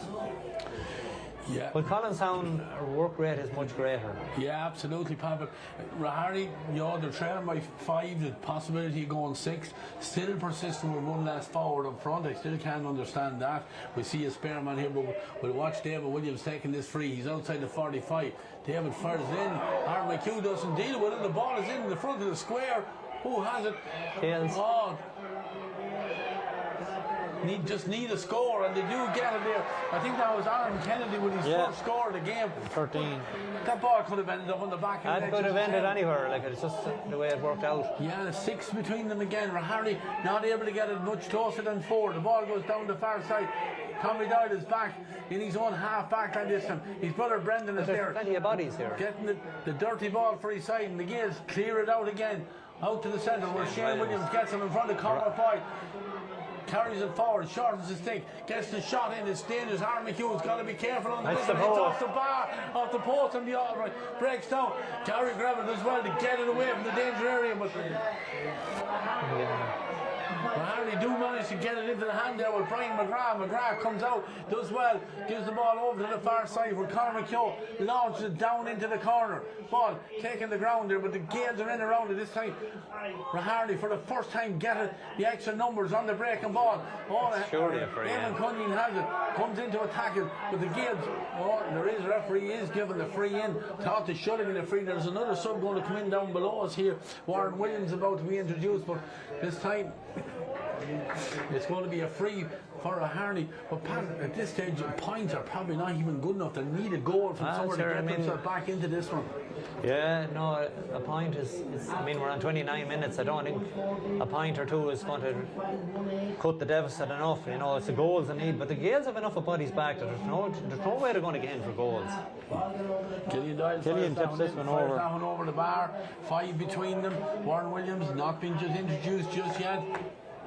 Piece of paper being ready down there, but Noel Connolly back between the stakes. They had him ready, but obviously writing his name in Irish or something because he should have been in. Yeah, Warren Williams is making in now. The referee is going to have to hold it up. Now it's all suiting the Gaels again because it's slowing down the game. And the clock right, and it is number 13. Kennedy, and Aaron had just got a score there on his first point, but again he's made life very difficult for those Raharney defenders in there, and he was sniping in around it and looking for balls in there. Hook out for Noel Connolly, gets the signal now. Lough Gaels man is taken off, and 5 minutes of additional time isn't enough. Raharney step in here and Rory Keys gets a little flick on it, but Jason Malone is there and Keys has it again, trying to step inside the tackle, being fouled, surely knocks to the referee. Back with it's very hard to see where the frees are not. Cunningham back as far as Robbie Kine there. Robbie with the shot, fires it over the bar. And we're back to 4 again. Can they keep it going? I'll go 5 minutes. 5 minutes, is it? Yeah, 5 minutes it is. Robbie Kine got the Raharney win the puck out again. Robbie Gravel has gone to ground. Tussle on the ground here for this ball. Referee has obviously blown the whistle. We didn't hear it, but he's going to throw it in here again. And we're almost 1 minute through the 5 additional minutes. Ball is gathered on the throw-in by David Williams. Very close to picking off the ground. The referee sees nothing wrong and back to Dara Quamer. Somehow managed to thread the ball through, and Owen Daly was trying to get a quick hand pass on to Tommy Doyle. Instead, give it straight to Jim Cairns. But Pat has said it so many times throughout this game, the work rate of the Gaels men. They're in and out hunting, hungry for ball here. They have a chance here now for Shane Williams to get it. Shane has to come back out, and hits coming in here. I think Delvin was in the lead. Raharney are not happy with that one. Yeah, certainly. They felt some of their players from involved. Damon Hill was the man that was penalised there. Came in a little bit rash there on, I'm not sure if it's David Williams. David goes to ground. It's going to be a free. 116 and a crucial free from David Williams. No, in fact, it's not David Williams. It's another green helmet there. I think it might be Shane Williams. It is Shane who gets back onto his feet. It's going to be a free. 4 between them, Pat, for 2 minutes of the 5 additional played. And Joey just setting up his team again, ready for the puck up, because he expects David to at least hit this ball dead. It's well within his range. He's about 60 metres or so. Yeah, if we look out here, there's 3 Gaels men inside their own half loose. So I don't know where Raharney are going to find, because this is either going to it'll be killed dead anyway. Yeah, he fired it in, and as soon as it left his stick, he was gone, Pat. He was celebrating, and now Raharney have to rush men out, and Gaels with Like three Gaels, men look at across all the the Gaels centre there people. as this ball is hit high down the field, broken down, and on the breaking ball is one of those Gaels men, David Williams there, just leaves it there, and Brendan Doyle takes a good shoulder there, goes to the ground. Rory Keys is the man that's trying to get possession back for his team. Jason Malone had possession there momentarily. The ball is on the ground. Robbie kind of think is trying to come out with the ball, but he's been assaulted there is the word, Pat. There's still 5 between them. What does Killian do here? There's 3. There's only 2 minutes to go. He's got a signal from the sideline what he's going to do with this one. But we can see in there's 2, if not 3 spare men for the Gaels gone in there in front of the goal. So they'll be giving away nothing cheap. I think the call has obviously been to pull it over the bar. He's done exactly that. And we're back to 4 again. 2:18 and 1:17. 33 and a half gone. Raharney need minimum of two possessions to get 2 scores.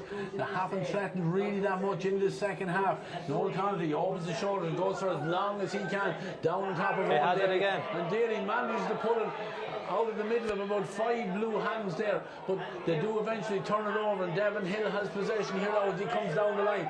Ball gives it inside as far as Robbie Grabber. Robbie has a teammate in support, but then fires it down to Killian Doyle. Killian drops this one in, but Owen Keys is out. There's 2 to 1. In there. Great catch there by Philly Riley. Philly gives it to Jason Malone, and Malone over in the space, over on the far side. Warren Williams' his first chance to get on ball. Has a chance to put the finishing touches to this one, doesn't get it over the bar. Ball drops harmlessly wide, and it's a puck out already taken. Conor McKeown gets it out. They need to get this ball forward, but then a pass is intercepted. Derek had a lot more time there, gives it in low, but only as far as Aaron McHugh, and he's been encouraged to go as long as he can with it. Down towards the D it goes. Ball breaks inside. Keys has it. Steps inside one man. He's going through. Can he finish? Yes. We're back to a point, Pat. We're back to a point. Is there enough time? We're into the last 15 seconds. I'll tell you one thing. Johnny Connolly won't be in any hurry to pop this one out. No, a super goal. But Raharney, it was a great sidestep there. but you see, they launched the ball directly into the box, and it came the whole way from the goalkeeper. So it'll be interesting to see. With 35 minutes are up.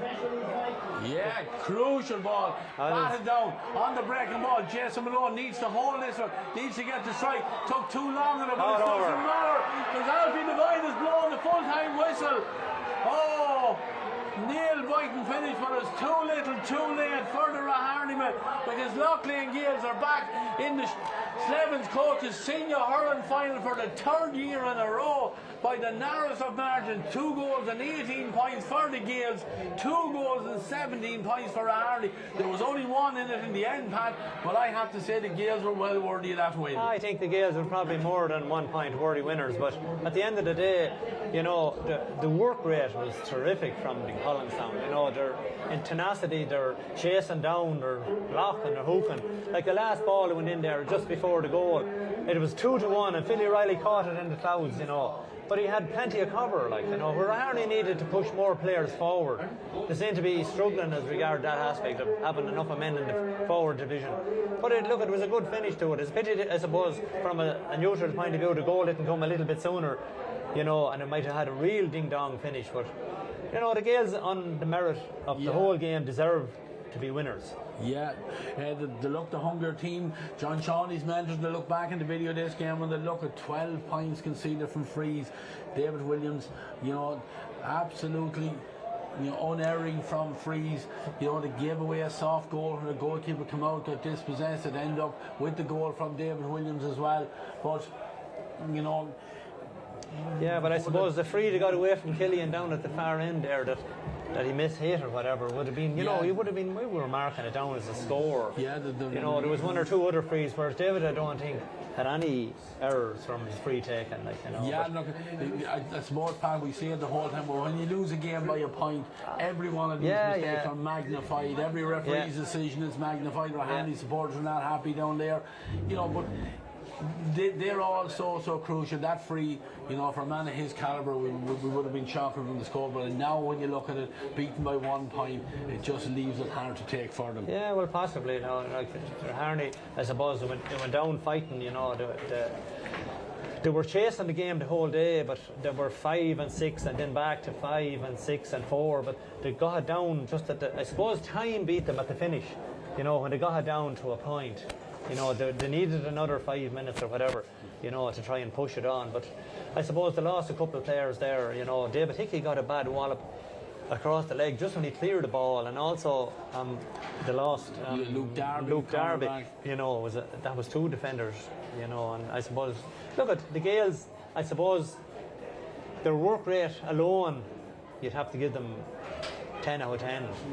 You know, David Williams exceptional on the frees. Like, Raharney won't be happy with the amount of frees that they conceded, but you'd have to say that the frees were all frees. Like, you know, it was a very manly game, very rough and tumble. I suppose hard hitting, fierce tackling down the centre. It was extremely hard to find any kind of space.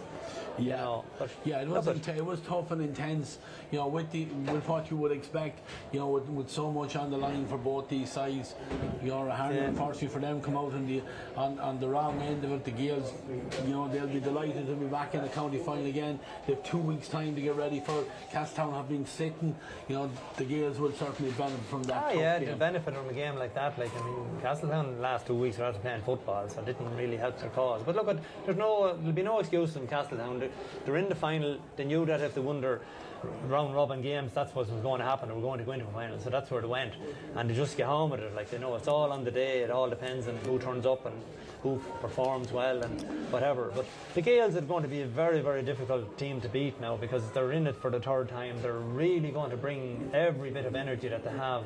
You know, and they showed there today, like, you know, what, you know, enterprise they have, what passion they have, what work rate they can bring.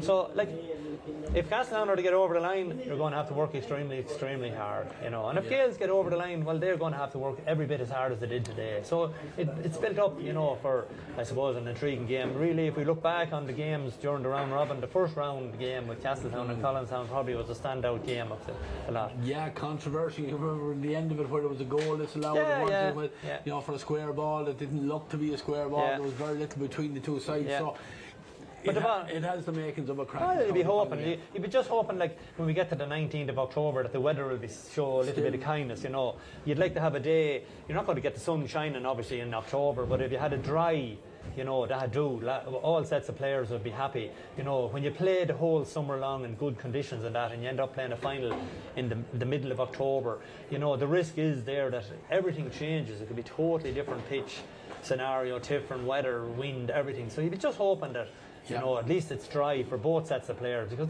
both sets of players that are in a county final would have put in, you know, 6 months of hard work, you know, Tuesdays and Thursdays, and playing the games on the weekends and giving up free time and committed to the cause, like, you know. So you'd be just hoping that, I suppose, like, whatever happens, but at least playing level field would be a dry day. Yeah, we know who our finals are going to be for that weekend of the 18th and 19th. There'll be an intermediate hurling final between St. Bridget's and Shorn. There'll be a senior B final between Delvin and Oliver Plunkett's, and there'll be a senior final that weekend between Lough Gaels and Castletown Gagan. We also have a minor final that weekend between Oliver Plunkett's and Clonkill, I think. So 4 competitions right down to the death they'll go. But for today, it's the men from Collinstown, from Lough Gaels, who emerged victorious. They're out there still on the field, I'm sure, celebrating with their supporters, even though they know they're only in the final. There's nothing won yet. They crept over the line with the narrowest of margins. 1 point the difference in the end. Lough Gaels 218, Raharney 217. I want to thank Pat O'Brien for joining me here on CoCom. Paul O'Donovan did the senior B game, and thanks to him. Ollie Gallagher has been on the camera today, and Mark Pittman on the desk over on 24/7 TV in Birmingham. We hope you enjoyed the games. We'll be back next weekend on Ear TV with semi-finals in the football, both intermediate and senior football, I'm sure, Saturday and Sunday. Lots to look forward to as the football also comes down to the wire. But from myself, Ray Gavin, here from TG Cusick Park tonight, we'll say goodbye. Congratulations to Lough Gaels.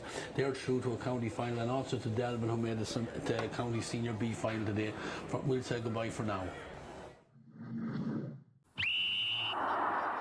TEG, proud sponsors of TEG Cusick Park, serving aviation, biopharmaceuticals and medical industries across the globe. TEG has been to the fore in the fight against COVID-19 with our customers and partners. A local business employing local people. Visit teg.com/careers to learn more. Wishing all our GAA patrons a safe passage through the championship.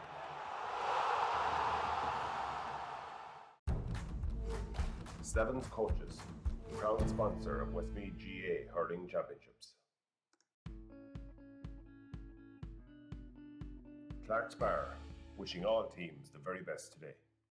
MJ Stone Building and Developments, proud sponsor of Westmeath GAA. Cusick Park pitch is 145 metres long.